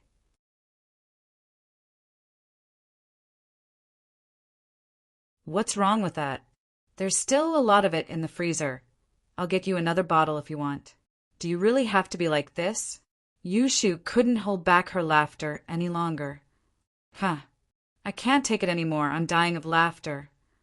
Yao, haven't you realized? I didn't drink that drink. You didn't drink it? What do you mean? Meng Yao realized something halfway through her sentence and turned to Lin Yi, her expression changing drastically. You drank this drink. Lin Yi nodded innocently. It seemed like he'd misunderstood, thinking that the girls in the city were more open-minded. Fuck! Meng Yao's face went green as her eyes widened. She pointed at Lin Yi, wanting to say something, but nothing came out in the end. She covered her mouth and ran to the washroom. Blarg! Retching sounds came from the washroom. Yushu had been gloating at Meng Yao's misfortune at first, but Meng Yao's reaction was a little too much for her to handle. Yao, I told you I shouldn't say it, but you forced me to. Yushu said apologetically as she looked at Meng Yao with a bitter face. Then why didn't you say it earlier? Blarg. Meng Yao glared at Yushu before starting to retch again. No way. There's a reaction already. Yushu mumbled as she looked at Meng Yao. Mommy said that kissing won't get you pregnant. Meng Yao had just felt a little better when she heard Yushu's words. She felt a wave of nausea wash over her as she remembered the indirect kiss she'd had with that bastard. Tears started falling down her cheeks. The first kiss she'd cherished for 18 years was gone just like that. Meng Yao felt a wave of dizziness wash over her, almost fainting. She glared at Yushu. Pregnant my ass. Don't you have any physiological knowledge? I don't, do you? Yushu wasn't very happy as well. She was the one who accidentally kissed Lin Yi. What did that have to do with her? Meng Yao was already sad enough, and Yushu was still laughing at her misfortune. Meng Yao gritted her teeth and hugged Yushu tightly, planting her lips on Yushu's. Yushu! Yushu's eyes lit up. Bam! Meng Yao let go of Yushu with a hateful tone. Who asked you to gloat? Now you have a part in it too. Ah, what are you doing? Yushu didn't understand Meng Yao's evil plan until she was kissed by Meng Yao. Now she was involved in it as well. Yushu, on the other hand, felt a little better. She comforted herself that even if Lin Yi's saliva had touched Yao Yao's mouth, she would have spat it out just now.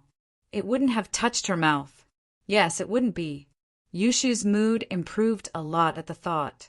She looked at Meng Yao, who was rinsing her mouth again and again, and pretended to rinse her mouth as well. After a while, Meng Yao finally calmed down. She understood that even if she rinsed her mouth until her skin peeled off, it wouldn't help.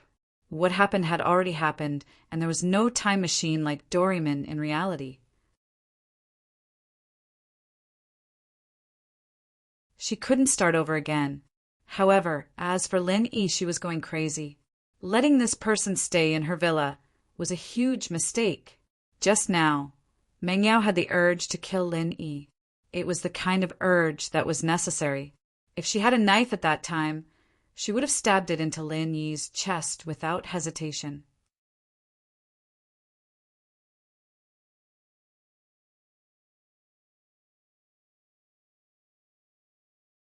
Chapter 12. Chapter 12, Adventure in the Cave, Part 1. Yushu followed behind Meng Yao, making a face at Lin Yi before giving him a glare. She then hurried up the stairs. Is there a need for such a big reaction? Lin Yi shook his head as he looked at the food on the table. It seemed like the girls couldn't come down to eat anymore. It was all going to be his. With that, Lin Yi picked up his chopsticks and started gobbling down the 4 dishes and one soup like a tornado. Meng Yao fell onto her bed after getting back to her room.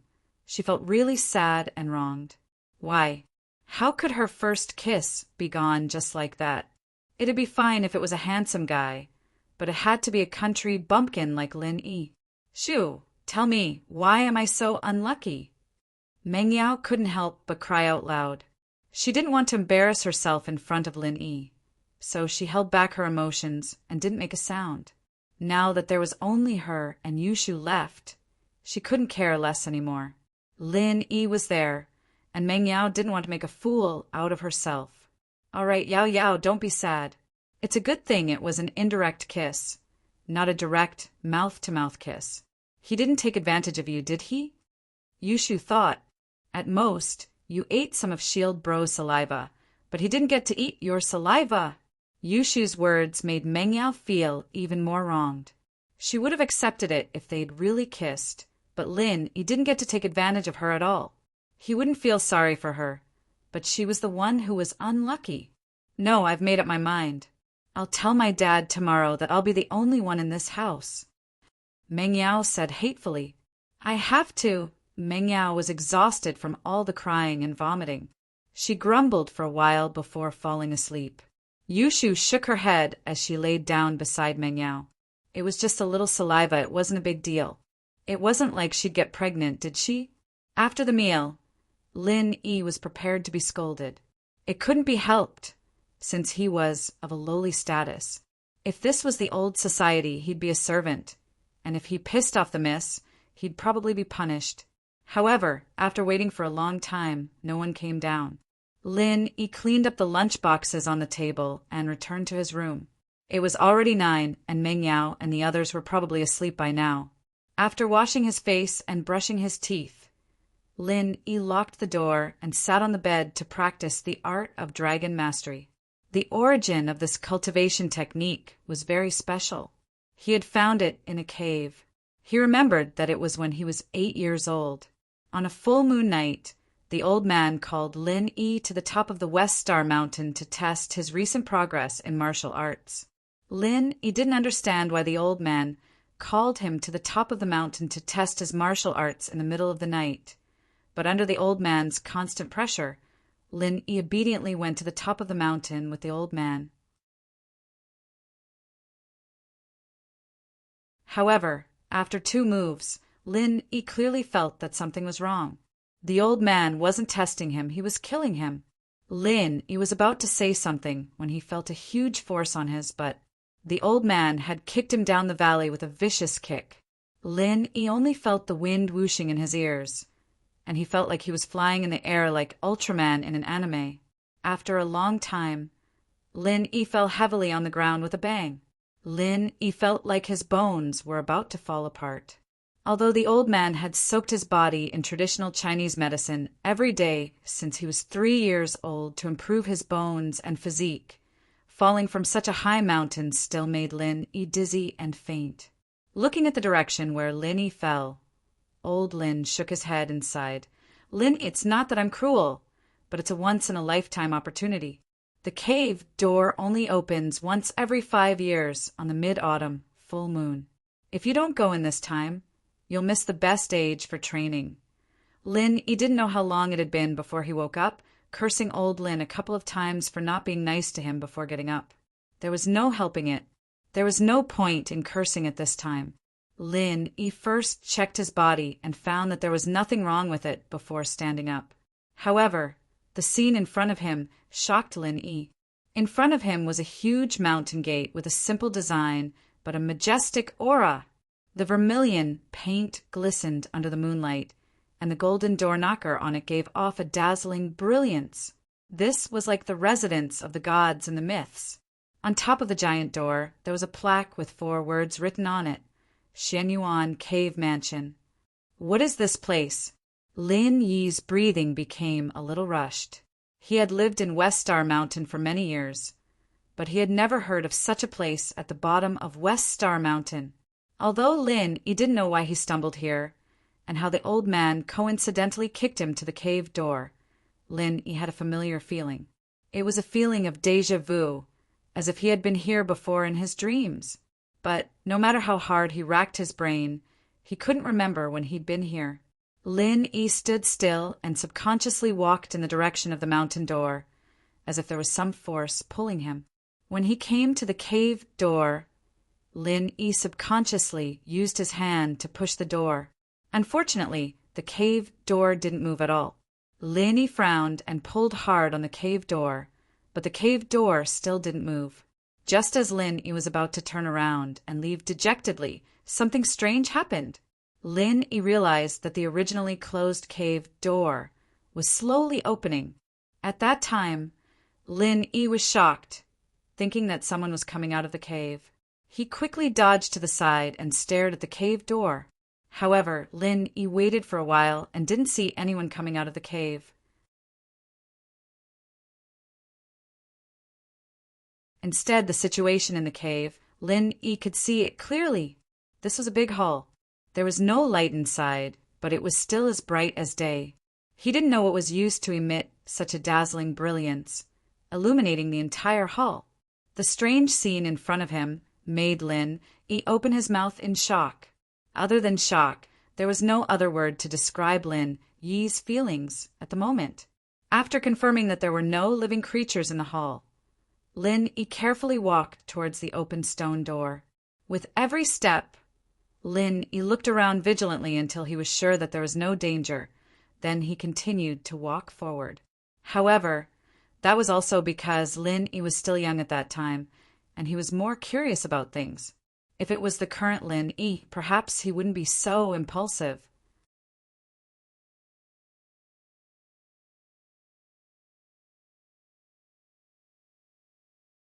Chapter 13.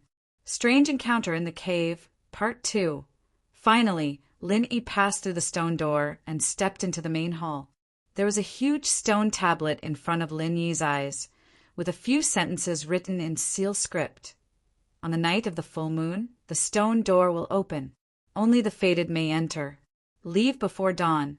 The stone door will open again 5 years later. Yi had learned seal script from old Lin when he was young, so he could easily recognize the 8 sentences on the stone tablet. Yi started to ponder the meaning of the 8 sentences after reading them. Night of the full moon, that was easy to understand. Didn't it happen to be a full moon tonight? And the stone door will open. That must be referring to this red stone door. But what did it mean by the fated? Could it be that he was the fated one who could enter? Lin Yi felt that this was a fantasy, and he didn't understand. There wasn't anything special about him, was there? He was an orphan, adopted by old Lin, and lived aimlessly until he was 8 years old. He didn't feel like there was anything special about him, did he? At least compared to old Lin, he didn't have anything special about him. However, since he had come in, he could be considered as the fated person for the time being. And before dawn, that was even easier to understand. It meant that he had to leave before dawn. Did it mean that he had to leave before dawn? That should be the meaning of the literal meaning. But what did it mean when it said that the stone door would open again 5 years later? Could it be that if he didn't leave before dawn, the stone door would close automatically and the next time it would open would be 5 years later? Lin, he couldn't help but shiver at the thought. Damn it, this cave. Luckily, he could read seal script. Otherwise, he would be done for if he stayed here the whole night like an idiot and the door closed. Not to mention 5 years. Even 5 days without food or water would be enough. Now that he knew that there was such a rule in this cave, it shouldn't be a problem for him to get out before dawn. Thinking of this, Lin Yi's heart slightly relaxed.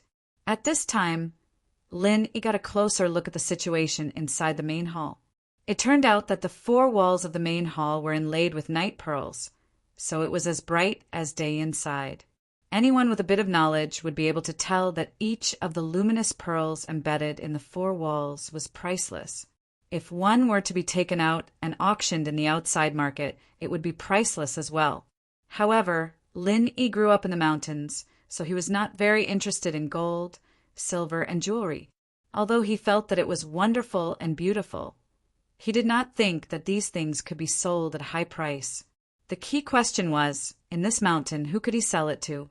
The richest person was Widow Wang, who lived at the entrance of the village. Her family owned a snack bar and a small shop. She could save more than 1,000 yuan a year. But no matter how rich they were, who would spend money to buy these impractical things? From Lin Yi's point of view, it was better to buy 2 pieces of fat meat with money. That would be more delicious. The luminous pearls looked good but were useless, and they could not be eaten. Therefore, Lin Yi did not stay too much on the luxurious decorations of the main hall. Instead, he explored around the main hall. According to the novels of Jin Yong that he had read, a person who entered a cave or a valley for no reason would have some fortuitous encounter. For example, he would obtain a secret manual of unparalleled martial arts. Thinking of this, Lin Yi's heart was filled with excitement. If he could find a secret manual of unparalleled martial arts, he would not have to be oppressed by the old man. When he mastered it, the old man would not dare to beat him. The main hall was very big, but it was very spacious.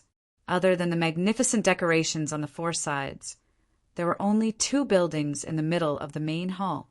One of them was the stone tablet that Lin Yi saw when he entered, and behind the stone tablet was a high platform. The high platform was very similar to the altar used for sacrificial ceremonies in ancient times. It also looked like a place where important things were placed in a sect. In short, it seemed to be from a very long time ago. At least in modern times, similar buildings would not appear. Lin Yi did not think much about it. He ran up the high platform in a few steps. At the top of the high platform, he saw a small, antique wooden box. Lin Yi's heart was suddenly excited. Could this be something like a scripture box? Lin Yi carefully picked up the box. After holding the box in his hand, Lin Yi immediately jumped down from the high platform and hid his body. He heard that there were often hidden mechanisms on these ancient buildings.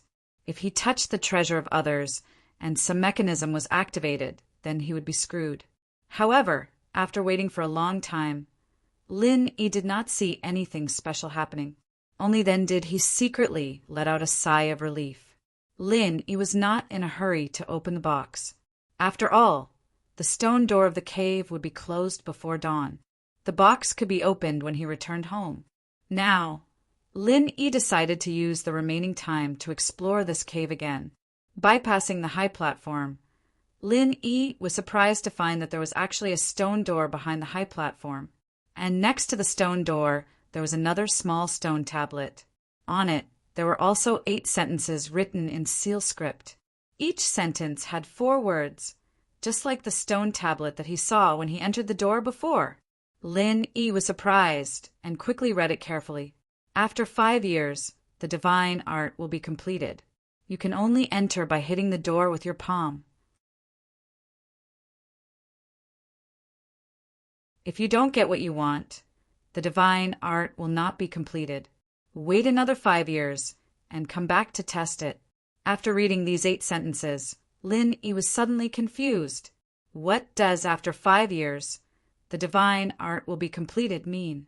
Could it be that in the box in my hand, there really is a martial arts secret manual? When I have mastered it, I can just hit the door with my hand and the door will open. Thinking of this, Lin Yi casually pushed the door. Unfortunately, the stone door did not move at all. In that case, the last 4 sentences were easy to understand. If you don't get what you want, the divine art will not be completed. Wait another 5 years and come back to test it. What it meant was that if he could not open the door, it meant that his martial arts practice was not good enough. He needed to wait another 5 years, and when the stone door opened again, he could come back to test it. Looking at the stone door in front of him that could not be opened, Lin Yi suddenly felt a little itchy. Logically speaking, there was a divine art secret manual in the first hall. In the hall behind the stone door, there must be more precious things hidden. However, Lin Yi also understood that with his current ability, it was impossible to open the second door. At best, he was just a fated person. It was already a coincidence that he could open the first stone door and enter this hall.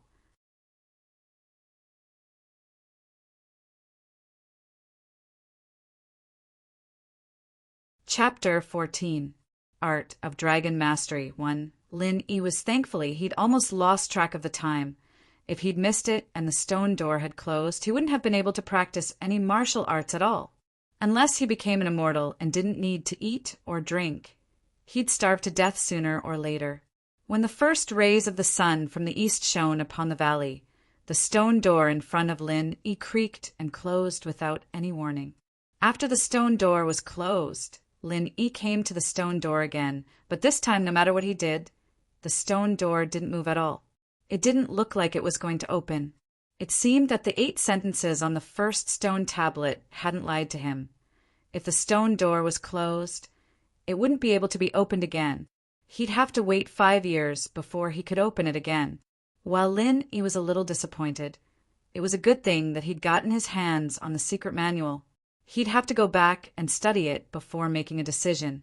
"Yi, are you all right?" A familiar voice sounded from behind Lin Yi. Lin Yi turned around to find that old Lin had somehow appeared behind him. "Fuck! Old man, are you trying to kick me to death? You sent me flying from such a high mountain. Do you really think I'm Superman?"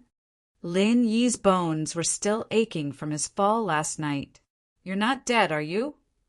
Old Lin breathed a sigh of relief when he saw that Lin Yi was fine. While he'd been calm on the outside, he was actually quite nervous. After all, Lin Yi had fallen from such a high mountain, while his body had been soaked in his own herbal medicine. Old Lin wasn't too sure. "I'm not dead, but I'm pretty much dead." Lin Yi hesitated on whether or not he should tell old Lin about what he'd seen and heard, but decided to tell him everything in the end. Old Lin was more knowledgeable after all. "Old man, I entered this cave yesterday," Lin Yi said, pointing at the stone door not far behind him. Yes, old man Lin had already seen the box in Lin Yi's hand and knew that he must have gone to the cave last night. However, now that he heard Lin Yi personally admit it, he was still very happy in his heart. At the very least, Lin Yi did not treat him as an outsider, and he did not raise Lin Yi in vain. Then, Lin Yi didn't know what old Lin meant, so he told old Lin everything he saw and heard after entering the cave. Finally, he handed the box to old Lin and said, "This is the box. Keep it for yourself."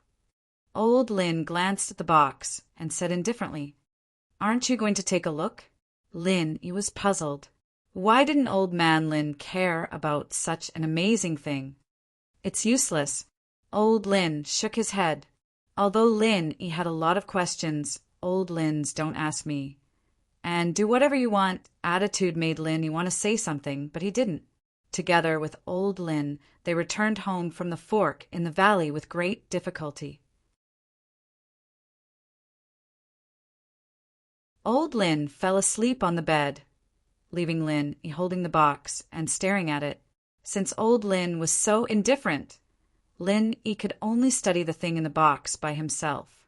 Lin Yi put the box on the broken square table and began to study it. The small box was antique, just like the wooden boxes used to store imperial edicts or elixirs in the past. However, it was not locked.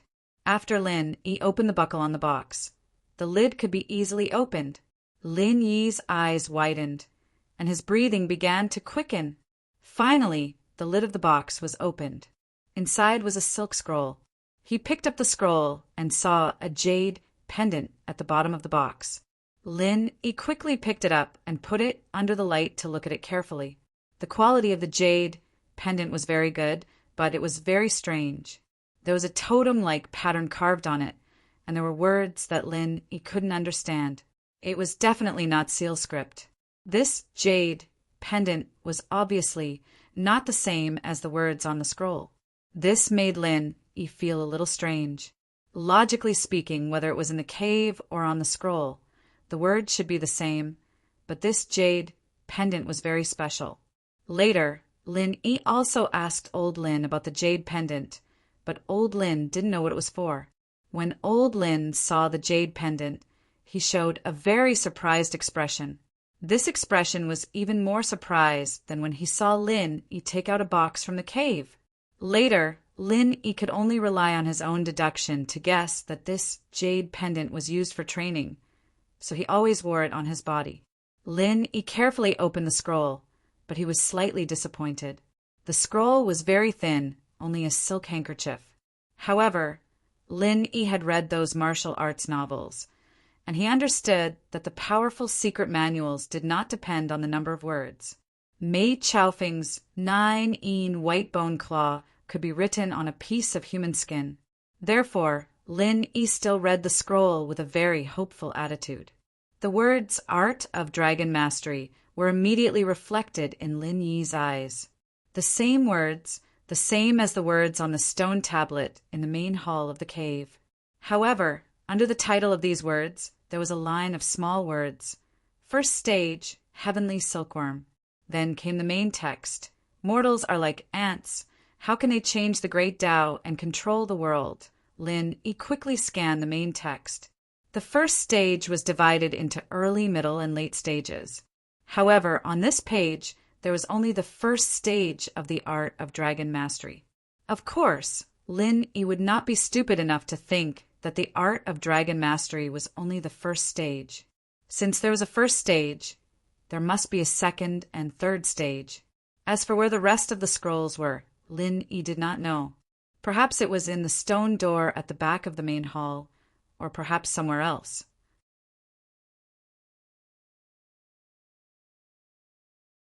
Everything had to wait until he completed the first stage of the art of dragon mastery before he could make any other plans. Although the introduction of the art of dragon mastery was hard to understand, the process of practicing it was very detailed, and there was even a diagram of the human body's acupuncture points for reference. This was not a difficult thing for Lin Yi, who had been practicing martial arts since he was a child. At this moment, Lin Yi did not think too much about it, and began to practice the first stage of the art of dragon mastery, the Heavenly Silkworm Scroll. It was precisely because Lin Yi was still young that he did not have any reservations, and thought that he could defeat Old Lin if he practiced a more advanced martial art. From the start, he did not even consider whether practicing this would conflict with his current martial arts, or whether it would cause him to go berserk.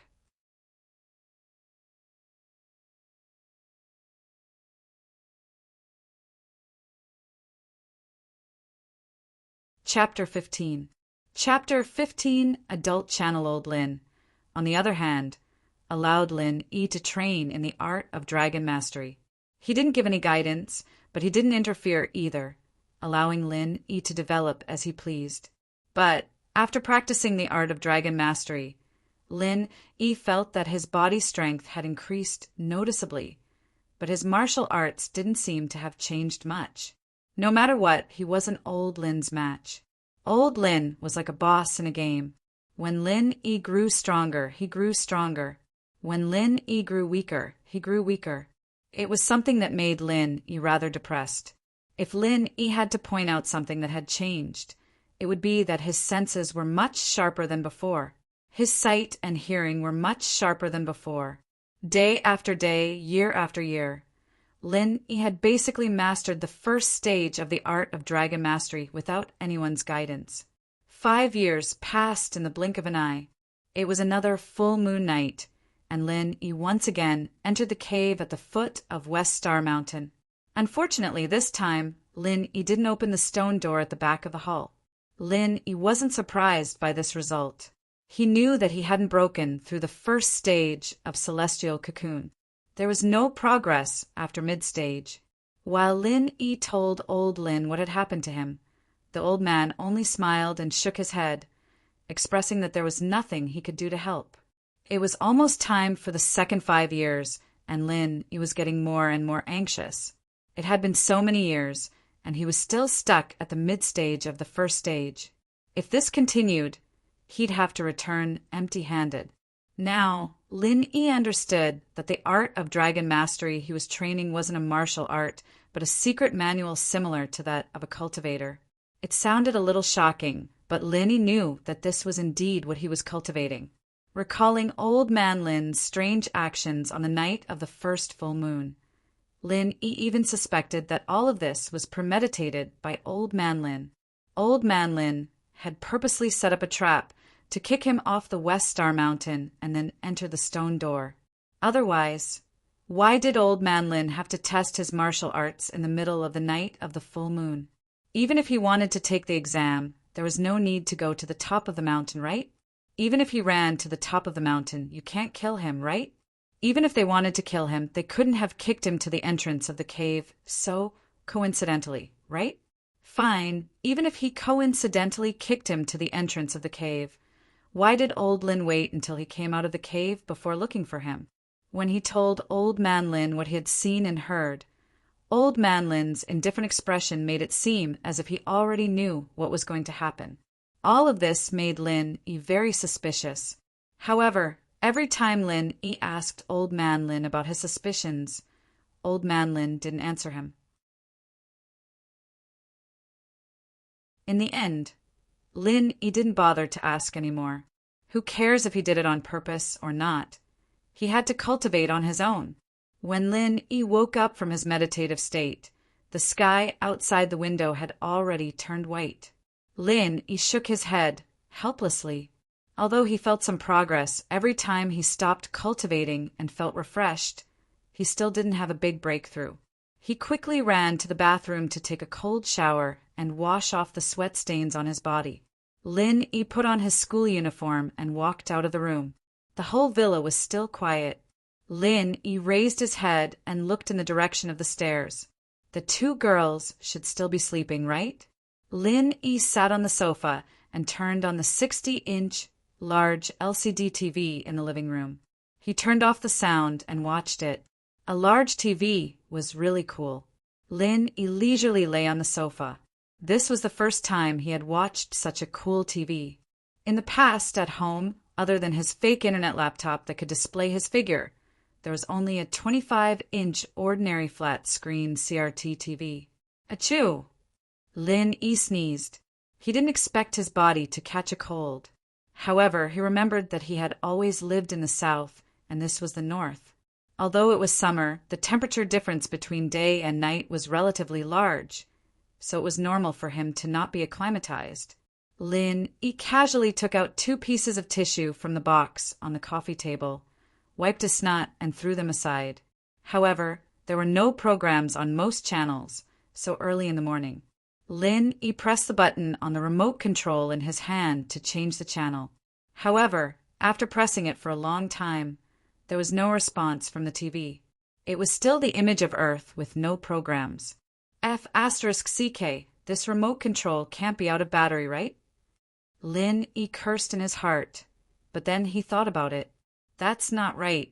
Didn't I just use this remote control to turn on the TV? Thinking of this, Lin Yi carefully observed the direction of the TV. It turned out that the villa was installed with a satellite TV.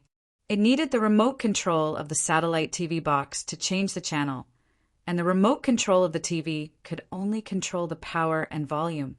Although Lin Yi came from the mountains in the countryside, because old Lin bought him a fake internet laptop, he had some understanding of some technology and knowledge outside through the internet, so he wasn't too illiterate at this time.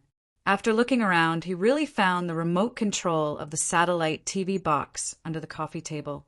Lin Yi picked up the remote control and began to change the channel of the TV. This satellite TV is really cool. There are so many channels.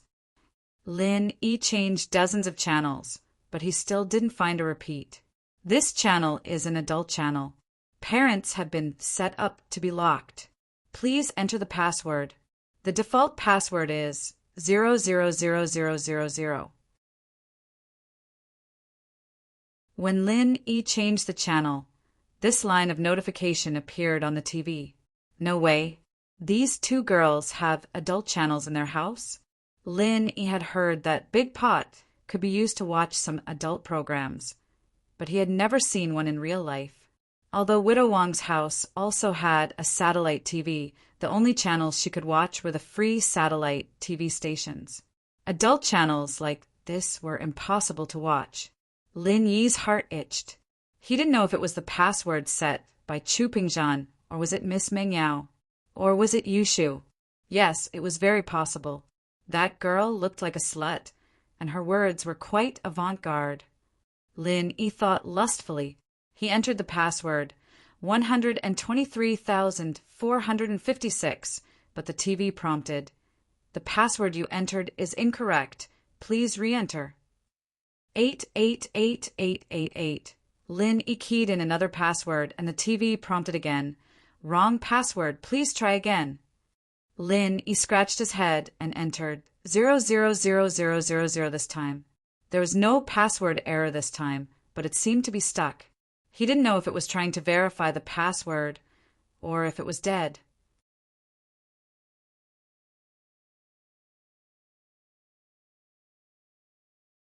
Chapter 16. Caught in the act, it was a rather famous AV actress in Japan, Hamasaki something. Lin, he couldn't remember her name, but she was a voluptuous, big-chested girl. Lin, he had seen her videos before, and it had left a deep impression on him. What Lin Yi didn't expect was that the password was the initial password. It was written clearly on the TV, and yet he was still trying it out. This was the first time Lin Yi had watched an AV on such a big screen. He'd always done it on his 10-inch laptop before, and he couldn't see anything clearly. This time he could watch it however he wanted, and it was in high definition too. Lin Yi's blood surged, and he almost ran to the TV to watch it. "Yawn! I'm so sleepy.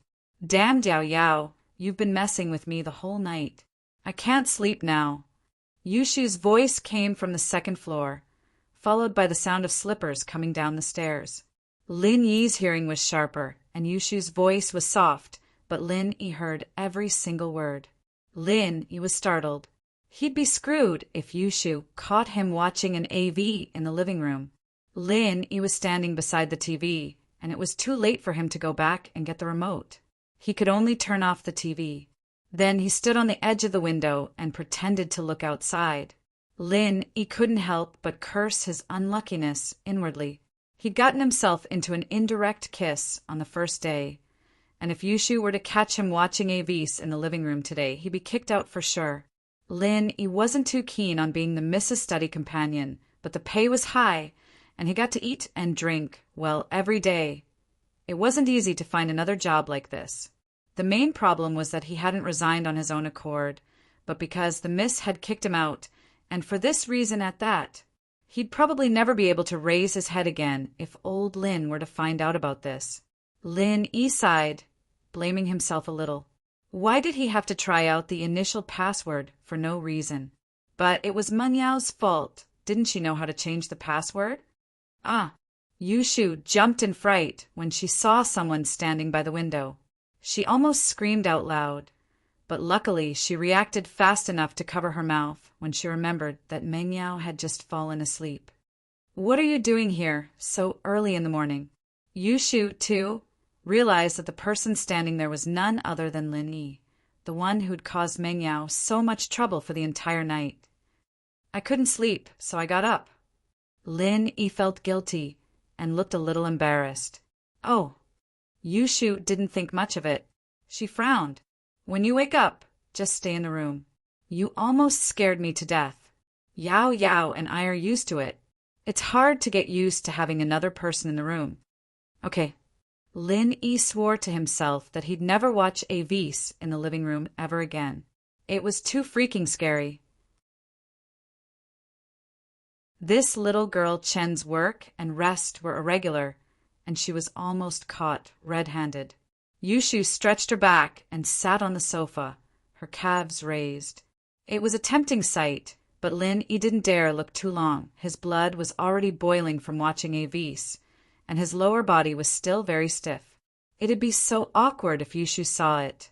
Lin Yi, I'm hungry. Go get me something to eat. Yushu ordered lazily. Me? Get me something to eat? Lin Yi was a little startled. Since when did he become a housekeeper? He had to cook? You. Hurry up, I'm hungry. Yushu waved her hand impatiently. Lin Yi was a little helpless. Why was Yushu ordering him around? Wasn't he supposed to be serving Meng Yao? Miss Chin. I was sent by Mr. Chu to accompany Miss Chu. I'm not a nanny. Isn't that the same? Back in the old days, a steady companion was like a servant in the house, just a little higher than a servant. You'd have to do whatever the miss tells you to do. Yushu glared at Lin Yi as she spoke with conviction. But I'm Meng Yao's servant. Lin Yi was used to cooking, but there had to be some sort of status, right? Meng Yao's smile was flirtatious and seductive, but Lin Yi wasn't an idiot. What if Meng Yao woke up and saw him cooking for Yushu? Wouldn't she find fault with him? Isn't that the same? Yao Yao and I are good friends. What I said is what she said. Meng Yao was a little annoyed that Lin Yi didn't respond to her at all. She had a good impression of Lin Yi, but who knew that he'd be so stupid?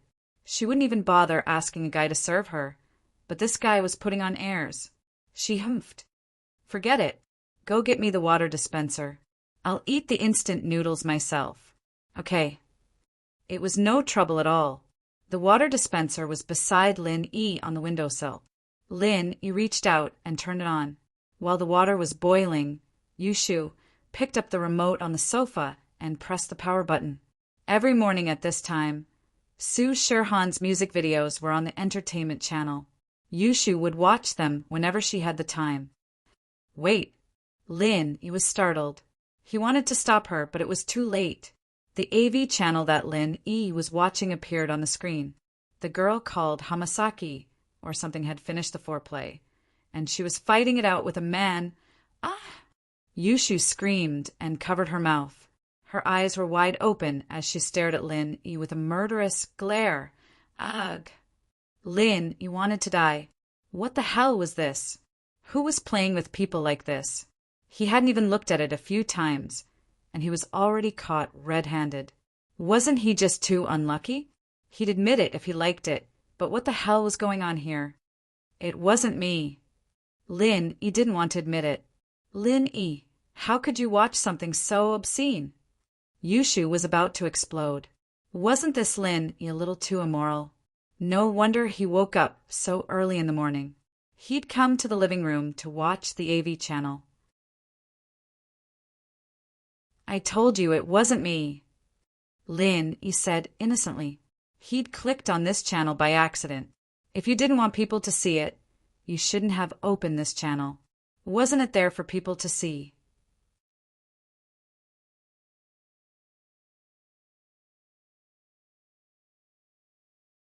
Chapter 17.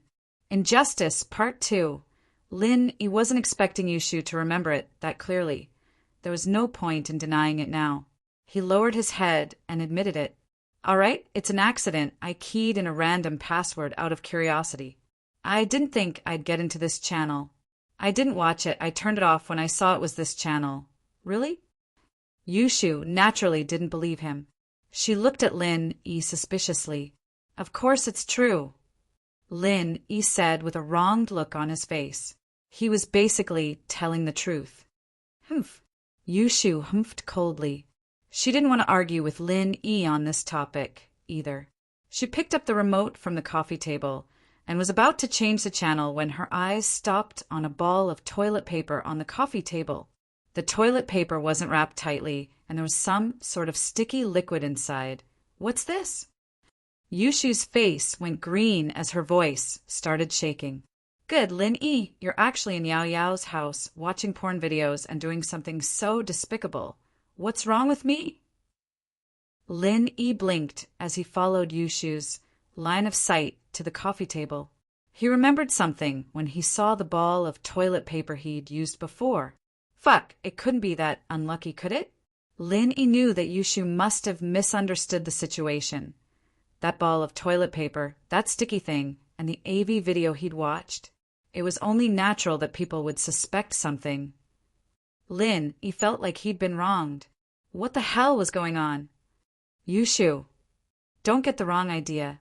I've just come to the north, and I'm not used to the climate here. I've got a cold, and this is the paper I use to wipe my snot. You can look at it yourself if you don't believe me. Lin said as he picked up the ball of toilet paper from the coffee table. Take it away, Yushu screamed. I don't want to see something that disgusting. Lin you bastard. Lin felt a little awkward, but there was nothing he could do about it. Yushu didn't believe him, and he couldn't just force her to see it, could he? She could only take the tissue away, resentfully. Believe it or not, I'm really not. Yushu rolled her eyes as an idea came to her. I've changed my mind. I don't want instant noodles anymore. Go cook for me. Huh. Lin was stunned and asked, why? Humph, because I have your secret in my hands. If you don't go, I'll tell Uncle Chu that you've been *king in front of the TV at home, scaring both Yao Yao and me. Yushu smiled evilly. A few black lines appeared on Lin Yi's forehead. He was wrongly accused. But how was he going to reason with this matter? If the old man found out, his life would be over. Lin took 2 deep breaths and gritted his teeth. You win. Ruthless? Not as ruthless as you. You can even do something so shocking. Yushu didn't back down at all. Lin was a little speechless. Although he admitted defeat, he didn't forget to take revenge on Yushu. But do you dare to eat the food made by my hands? Oh, no problem. The book said that it's all protein, and eating it will make you look good, Yushu said nonchalantly. Lin was completely speechless this time. Yushu was much harder to deal with than Meng Yao. Meng Yao hated him at most, but this girl was thinking of ways to mess with him. However, what surprised Lin was that Yushu seemed to be a different person now. She just said that it was disgusting and told him to take the tissue away, but now she said that she ate beauty food. What do you want to eat? Lin asked. Anything is fine. I don't know what's in the kitchen. Go take a look. Yushu shifted her body into a more comfortable position, lying on the sofa seductively, her smooth calves peeking out of her pajamas. She was even swaying back and forth, causing some parts of Lin Yi's body to start reacting again. Okay, Lin Yi was afraid that Yushu would notice his embarrassment, so he walked towards the kitchen with his body bent. He hadn't even taken 2 steps when Yushu called out to him. Shield bro, what's wrong? Why do you have to learn? Yushu saw that Lin Yi was bending his body, but when she saw Lin Yi's lower body, she immediately understood what Lin Yi was doing. She blushed and turned her face away. So dirty. Lin Yi didn't bother explaining. Since he'd been discovered, He straightened up and walked towards the kitchen. Yushu looked at Lin Yi's back, a sly smile on her face. Humph. Did he think that Miss Lin was an idiot? Didn't he know that it was snot? She'd learned about it in health class in school. It was milky white in color and had a special smell to it that could be smelled from afar. Yushu hadn't smelled semen before, but she'd been sitting on the sofa for so long that she hadn't even noticed the toilet paper in front of her. Evidently, there wasn't any special smell to it. Most importantly, it was said on the internet that a man's lower body would become soft after doing it, and the way he was doing it just now didn't look like he was venting at all. But Yushu, of course, wouldn't tell Lin Yi about this. She'd use this as leverage to blackmail Lin Yi. Humph. Let's see if he'd dare disobey her next time. Having a free follower was great. Yushu smelled the aroma coming from the kitchen and felt that her decision had been a wise one. Lin Yi was surprised when he entered the kitchen. The facilities here were quite good, much better than the big stove he had back in the village. Everything was so modern. He saw a cute little apron hanging on the wall. It was a SpongeBob SquarePants pattern, but it looked very new. It shouldn't have been used much. Thinking about it, these two girls were well taken care of. It was impossible for them to cook by themselves. Lin Yi put the apron on and started looking for ingredients in the kitchen. There were tomatoes, spinach, celery, and some other vegetables in the cabinet. There were also some eggs, but the amount was small. Faubert probably prepared it for Meng Yao, just in case. He didn't know if Meng Yao would cook for him or not. But as Pingzhan's most trusted person, Faubert would naturally take everything into consideration. He looked at the staples. There was flour and rice. Lin Yi planned to make some noodles with the flour and make some plain noodles. He was hungry anyway.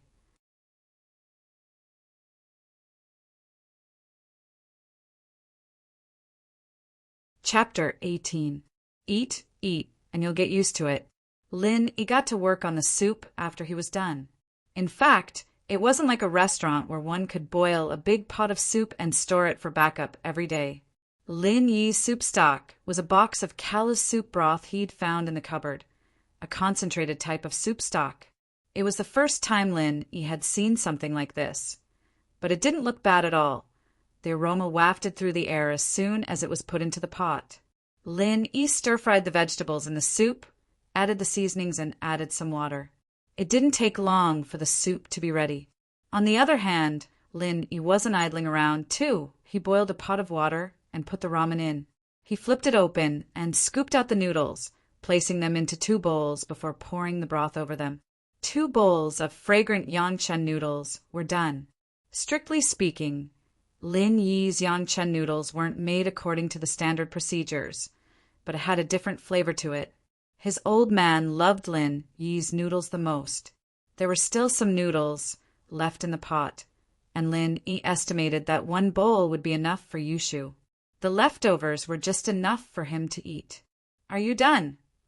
Yushu couldn't help but swallow as she smelled the aroma. She put on her slippers and stomped into the kitchen, calling out to Lin Yi. "Yep, I was just about to call you over." Lin Yi said as he took off his apron and hung it on the side. "Yay, you used Yao Yao's apron. Don't let her know." Yushu said as she looked at the apron on the wall. "I'll keep it a secret since you're cooking for me." HM? Lin Yi was a little puzzled. Since when did Yushu become this nice? But on second thought, he realized that Yushu was a really bad person. He could tell from the gloating look on Meng Yao's face when she drank his water yesterday. She probably didn't have any good intentions this time, but what she thought had nothing to do with Lin Yi. As long as Meng Yao didn't use this opportunity to cause trouble for him, he'd be fine as long as he stayed at her side. Yushu frowned at the fact that Lin Yi was eating in front of her. It made her a little uncomfortable to see a man eating in front of her. But when she thought about the fact that Lin Yi was the one who made all these fragrant noodles, it didn't seem right to chase him away. She held it in and decided to fill her stomach first. Yushu had never tasted noodles this good before.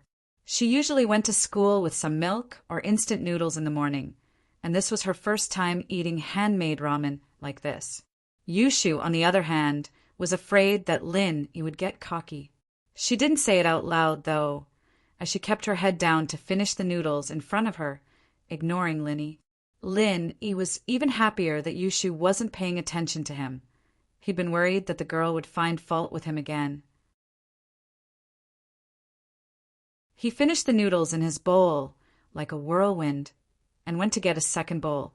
But he remembered Yushu when he got to the pot. "You still want to eat?" "It's fine." Yushu shook her head. "Go get me a glass of water. Isn't there a drink behind you?" Lin Yi said as he pointed at the freshness cabinet behind Yushu before getting himself a bowl of noodles. "It's not good to drink fruit juice in the morning. Drinking plain water is healthier. Why do you have so much nonsense to say? Are you coming or not?" Yushu glared impatiently. "Fine." Lin Yi put the noodles on the table and went to the living room to get Yushu a glass of water. He couldn't help it. The other party had a handle on him. "Where's your glass?" Lin Yi was halfway there when he remembered that he didn't see Yushu's glass. How was he supposed to get her a glass of water?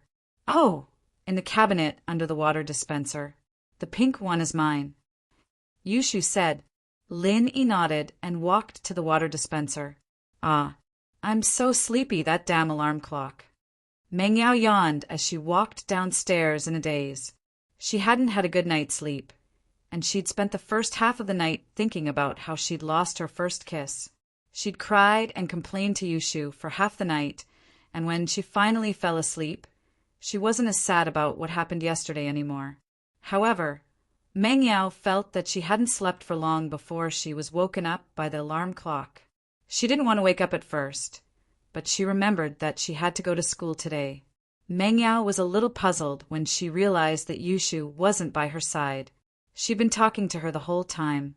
But didn't Yushu sleep really late? Why was she up so early? She smelled the aroma of rice when she got downstairs. Meng Yao didn't eat much last night, and she vomited out everything she ate. Her stomach was empty, and she started drooling as soon as she smelled the aroma. "Shu, what did you eat? It smells so good. Why didn't you wake me up?" Meng Yao ran to the dining room and saw Yushu finishing a bowl of noodles, and in front of her was a steaming hot bowl of noodles. She was delighted. "Ha! I knew you wouldn't forget me, Shu. You even prepared a portion for me. Thank you." Yushu was drinking the noodle soup when she heard Meng Yao's words. She was about to say something when she realized that Yushu had already picked up her chopsticks and started eating. "Ugh," Yushu sighed. She wanted to say something, but stopped. She thought, "Don't blame me. It's your fault for being so fast. I haven't even said anything, and you're already eating it. It smells so good, so delicious." Meng Yao was really hungry. She couldn't put down her chopsticks after a mouthful of noodles. She praised as she ate. "Shu, where did you buy this?" "I didn't buy it. Shield Bro made it." Yushu shrugged and looked at Meng Yao with sympathy. She couldn't bear to hurt Meng Yao's weak heart anymore. "Ah," Meng Yao was shocked. "He made it." "I don't want to eat his food." She put down her chopsticks as she spoke. Yushu thought, "What's the point of saying that you don't want to eat it now? But it's good that you ate Lin Yi's saliva yesterday, so it doesn't matter today. You'll get used to it after eating it." "Haha," Yushu thought evilly. "Humph, who doesn't like food? I'll eat it." Meng Yao put down her chopsticks, salivating. She couldn't say no to the delicious noodles in front of her. She picked up her chopsticks again. "Eating his food doesn't mean I'll forgive him. I just didn't eat anything last night, and I'm hungry. This noodles is just SO, right, Shu?"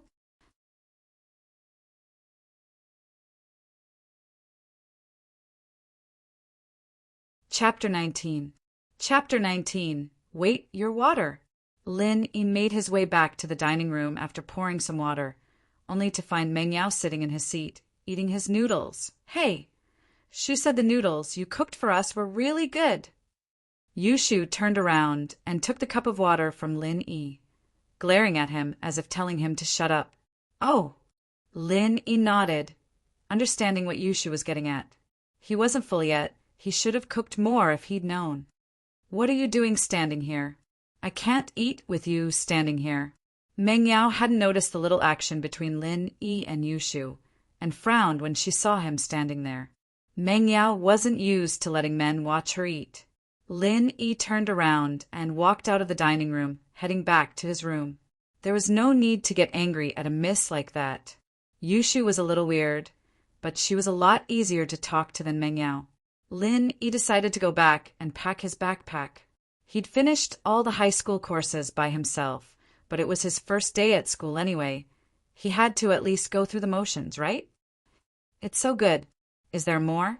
Meng Yao said, finishing the whole bowl of noodles.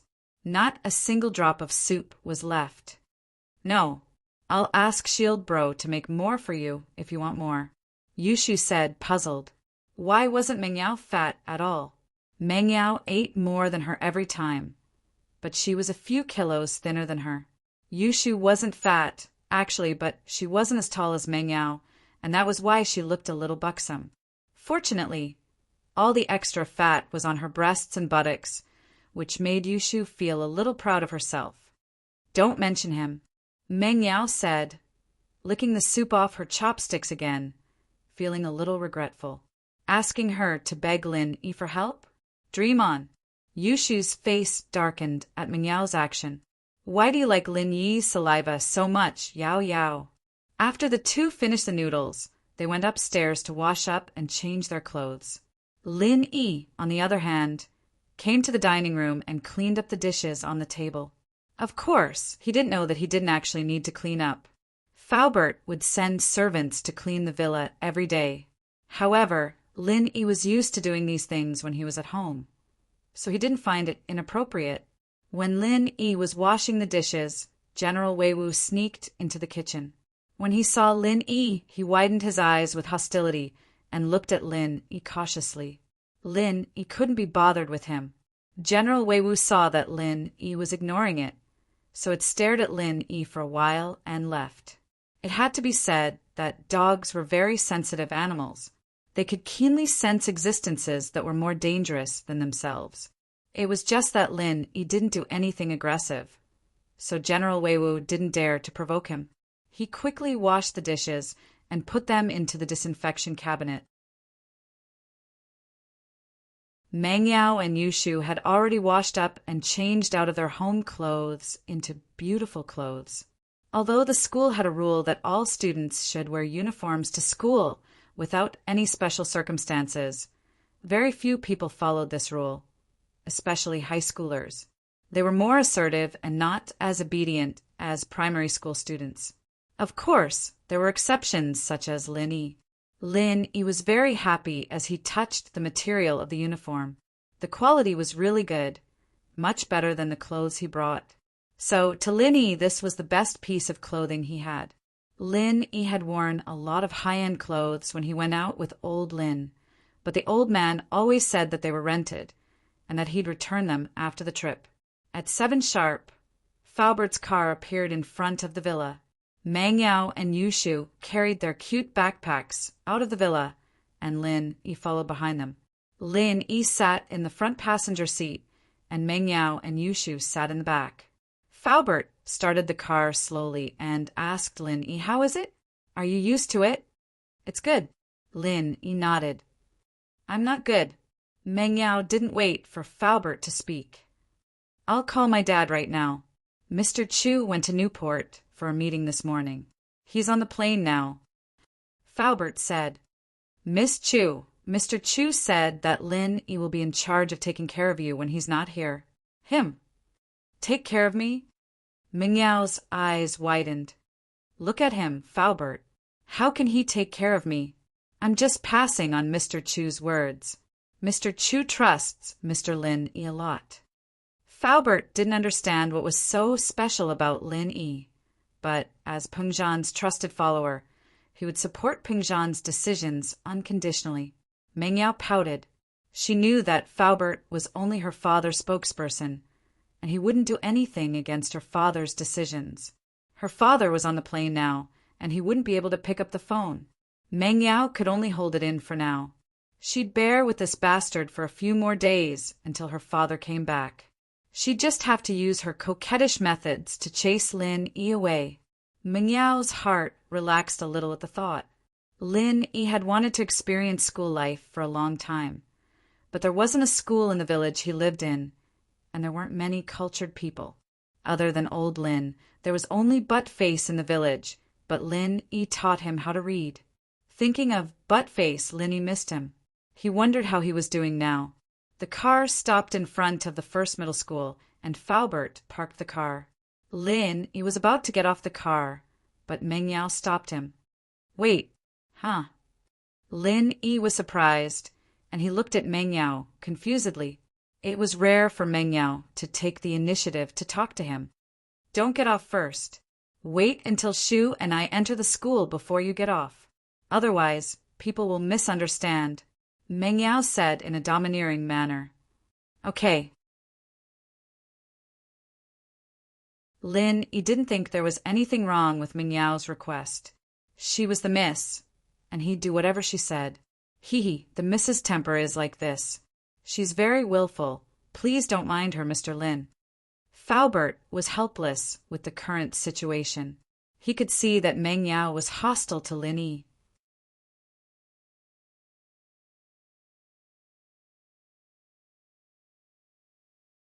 Chapter 20. Chapter 20. The director's braid. This was the question Lin Yi had been thinking about since yesterday. Rather than a study partner like him, Pingzhan might as well have hired a high-level tutor for Meng Yao. Besides, with Meng Yao's status, grades weren't that important anymore. She'd get into a university no matter what, and even if she didn't make it, she'd still be able to get into one of the top universities with Pingzhan's connections. You saw it too? Faubert wasn't expecting Lin Yi to think of these things so quickly. So that's how it is? Lin Yi asked. I don't really understand what Mr. Chu means, actually. Faubert sighed. I'm the closest person to Mr. Chu, but some of his deeper meanings aren't something I can understand. Lin Yi rolled his eyes at Faubert's pointless explanation. But Mr. Chu told me to tell you to take good care of the miss and not think too much about it. Faubert repeated Pingzhan's words to Lin Yi. Give her as much love as you can. She's been lacking love since she was young. Lin Yi was speechless. What the hell was this family doing? Lacking love? He could give her love? What kind of joke was this? Lin Yi hadn't seen Meng Yao yesterday, and he didn't like the idea of Pingzhan looking for a son-in-law at all. But after seeing the young and pretty Meng Yao, he realized that it wasn't that bad after all. But would Meng Yao even fall for him? She'd hate him more than enough, wouldn't she? Still, Lin Yi didn't say much to Faubert. He only nodded and got out of the car.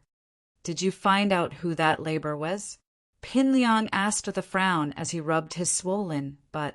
The man was the reason he hadn't been able to lie down and sleep the whole night.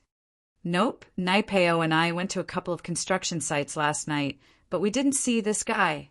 Xiaofu shook his head. Liang bro, maybe he hasn't started working yet? No matter what, we must find this person. Mother ***, how dare he kick me, I won't let him go. Zhongping Liang said fiercely. Yes, brother Liang, Gao Xiaofu hurriedly promised. Lin Yi carried his school bag and entered the school. This feeling was so good that it made Lin Yi feel infinitely good. This was campus life, the legendary birthplace of first love.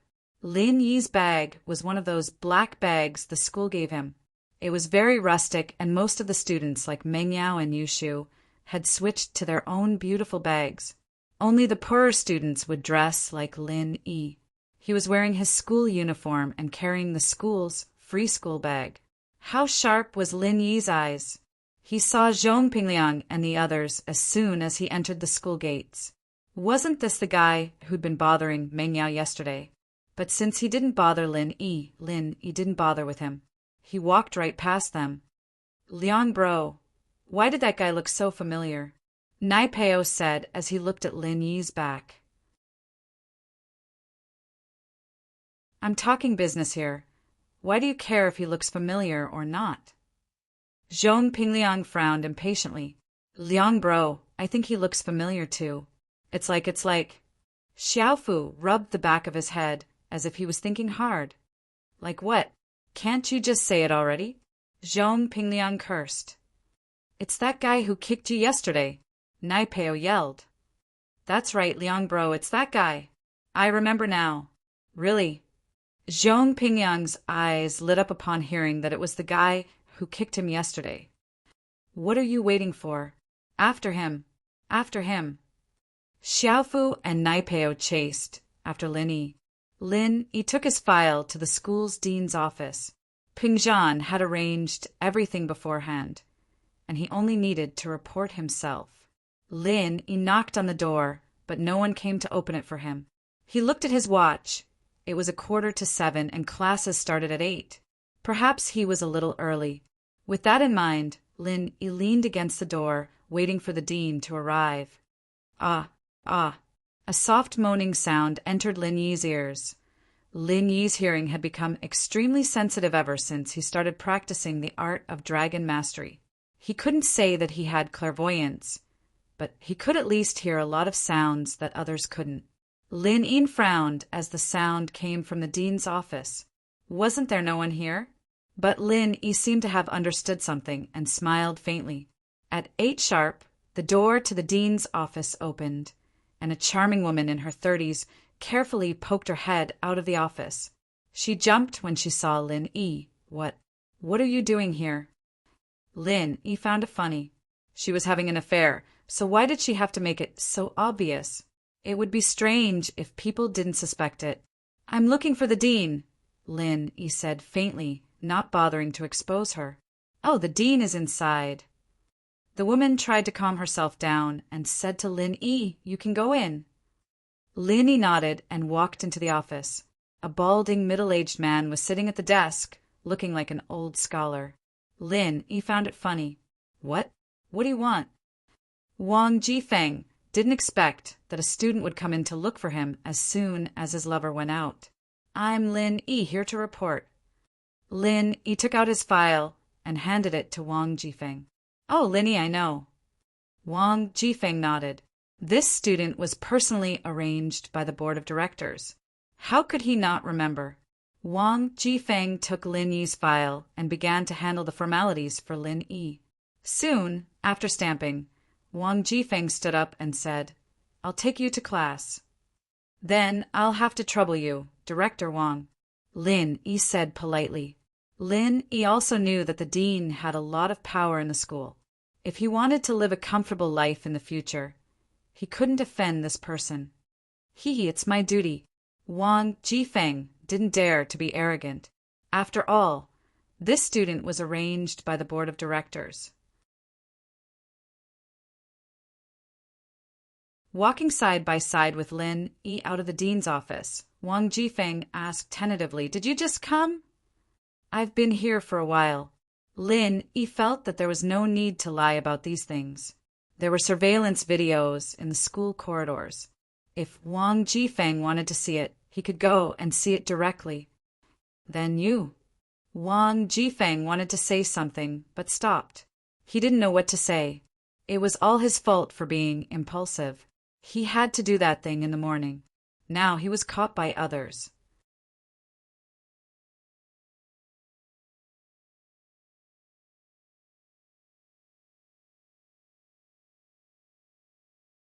It was Lin Yi's first day at school, and he didn't want to cause too much trouble. He stepped on Naipeo's foot, causing him to yelp in pain. Ah, what's this? Lin Yi looked at Naipeo, not knowing what was going on. Sorry, I stepped on your foot. Jean Naipeo, do you have a problem? The homeroom teacher, Miss Liu, knew what Naipeo was like, but the kid had some background, and he hung out with Pinliang all the time. Miss Liu couldn't say much. It's nothing. Naipeo's face was red from the pain as he shook his head, suppressing the numbness in his foot. Naturally, he wouldn't tell the teacher what Lin Yi did. That'd be too embarrassing. Pinliang was quite far away, so he didn't know what happened between Lin Yi and Naipeo, but when he saw that Lin Yi was fine and Naipeo was the one making a fuss, he looked at Naipeo with a reproachful gaze. Naipeo couldn't say it out loud, so he could only stare at Lin Yi, thinking that he'd get back at him after class. He didn't know if Lin Yi was doing it on purpose or not, since Lin Yi didn't even look at his feet when he walked. His apologetic attitude made it seem like he really didn't know what was going on, and that made Naipeo very depressed. Lin Yi's seat wasn't too far from Meng Yao and Yushu, and he could see them as soon as he raised his head. It wasn't a bad choice, since he could keep an eye on the two at all times. After all, his main responsibility was to take care of Meng Yao, and he was paid to do so. It was Lin Yi's first day at school. He'd never been to a classroom before, and he'd only seen the classroom, the school, and the students in the classroom from the internet. Lin Yi opened his bag and took out his physics textbook. The first class was physics, and Lin Yi had confirmed it with a timetable. Today is Lin Yi's first day at school. I hope that everyone can take care of the new classmate. Also, I don't want to see anyone bully the new students. He's already a 12th grader, and I don't want anyone to be unable to graduate because of this. Miss Liu still had to warn Pinliang and the others. Pinliang, in particular, was known as one of the big four in school, and bullying other students was nothing out of the ordinary for him. Of course, Pinliang didn't seem to care about the warning. Lin Yi was flipping through his book when a small ball of paper fell on his desk. Lin Yi froze. This Zhang Naipeo couldn't be that bad, could he? Throwing a paper ball at him after getting stepped on? How was he at kindergarten level? Lin Yi raised his head to find Yushu looking at him with a smile on her face. Lin Yi felt a chill run down his spine. This wasn't the girl's doing, was it? Yushu pointed at the paper ball on Lin Yi's desk before turning away. Lin Yi paused as he looked at the paper ball on his desk and then at Yushu's back. Was this the legendary passing notes? Man, it'd be great if it was a pretty and gentle girl passing notes to him. Yushu was just one of the few things that matter. She was pretty, but gentle was nowhere to be found.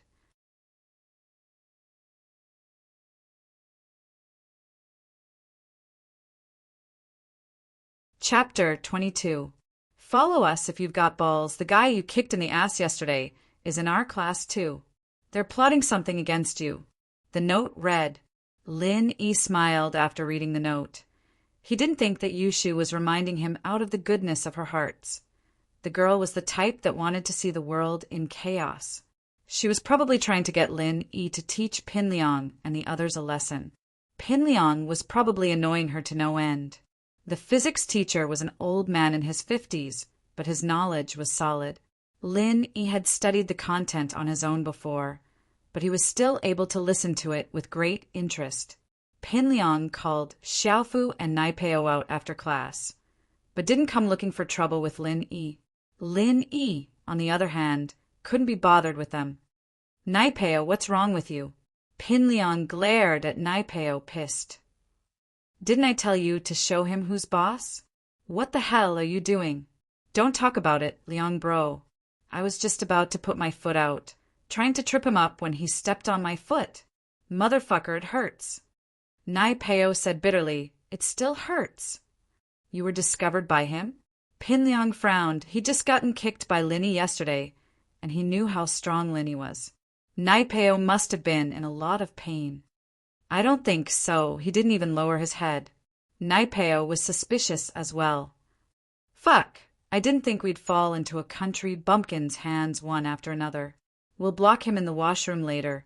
I'll show him the difference between piss and beer. Pinliang said hatefully. He'd been named one of the big forever since he entered the school, and he'd never been taken advantage of like this before. And we'll show him the difference between shit and cake. Xiaofu added. The three were discussing when a man in black walked over with a cigarette in his mouth. I say, Liang, what are you guys doing? Having a meeting or something. Isn't this Brother Ming? Pinliang raised his head and saw one of the big four, Zhou. The guy had done more bad things than Pinliang had ever done. He'd heard that he dragged a girl from his class into the woods and raped her in middle school. Zhou nodded, enjoying the Ming bro. His family background wasn't as good as Pinliang's, but he was more ruthless and had a big brother in the underworld. That was why he was popular in school. "Is there anything I can help you with?" Zhou Ruoming asked. "It's nothing, he's just a country bumpkin. I'll show him who's boss in this school." Pinliang naturally didn't want to lose face in front of Zhou Ruoming. *CK. He's just a country bumpkin. Yet you guys are so serious about holding a meeting. Zhou Ruoming lost interest immediately. He thought it was something fun, so he shook his head and left. He'd had his eye on a girl from class 9, 12th grade. He'd been trying to figure out how to get his hands on her, but that cold beauty was very prideful and aloof. Ruoming was wondering if he should force himself on her. The reason why he said it was his sister was because Ruoming was studying in the college entrance exam tutorial class the 4th year of high school. It was a class for students who couldn't get into college, and Ruoming could spend money to get into college anytime he wanted. Staying in high school was actually his own idea. He enjoyed this kind of life, and he understood that it wouldn't be the case once he went to a university in another city. University students and high school students had different worldviews. He'd be out of his family's sphere of influence, and he'd die a horrible death if he continued to act so arrogantly. So Zhou Ruoming told his father that he'd study for another year and take the college entrance exam next year. Naturally, Mr. Zhou agreed when he saw that his son was willing to study. He didn't know about Lin Yi's little tricks. Lin Yi passed the 3 periods peacefully, with Meng Yao acting as if she didn't know him at all. She didn't even look at him once, and Yushu, on the other hand, kept sneaking sneaky glances at him. Lin Yi, naturally, didn't think that Yushu had fallen for him. The girl probably wanted to see him fight with Pinliang. The 3rd period was the daily exercise break, and Lin Yi was about to go to the field with his classmates when he saw Pinliang, Naipeo, and Xiaofu walking towards him. He was in the last row, and there was no way he'd pass by here when he left the classroom. Without a doubt, these 3 were here for him. Lin Yi also knew that it was only a matter of time before they came looking for him. Yeah, Yao, look. That idiot Pinliang's going to look for Shield Bro. Yushu had been paying attention to Pinliang and Lin Yi's movements for the past few periods. Seeing that Pinliang was finally going to look for trouble with Lin Yi, she got excited. She'd wanted to see Pinliang make a fool out of himself for a long time, but hadn't done anything because of the elders. Now that someone had done it for her, naturally she was excited. Oh, Pinliang's going to teach that bastard a lesson then. Meng Yao was still pissed off. No way, Yao, why are you siding with Pinliang? Yushu blinked. Don't tell me you actually like him. Who the hell likes him? But I hate Lin Yi even more. Meng Yao humphed. Let's go, ignore him. Don't, I want to see who's going to win. Yushu pulled Meng Yao, not letting her go. Fine, I want to see how that bastard is going to get beaten up. It'll help me vent my anger, Meng Yao said, but she didn't know why, but she didn't want Lin Yi to lose. In comparison, she still hated Pinliang more. Lin Yi was despicable, but he wasn't that despicable. So the 2 curious babies held hands and hid at the door of the classroom, observing the movements inside the classroom. Kid, do you know why we're looking for you? Pinliang stood in front of Lin Yi, looking cocky as he pointed at Lin Yi. I know, because I kicked your ass yesterday, and you fell flat on your face. Lin Yi said calmly, as if it wasn't a big deal. Fuck, why are you so cocky if you know? You're so cocky. Naipeo glared as he reached for Lin Yi's collar. Your foot doesn't hurt anymore, does it? Lin Yi easily pushed Naipeo's hand to the side, mocking him. Naipeo's face reddened. This was a humiliation he'd never felt before, so Lin Yi did it on purpose. You're tuning in to the Thunder Spear YouTube channel. Don't forget to subscribe and join us on this journey to catch the most captivating stories.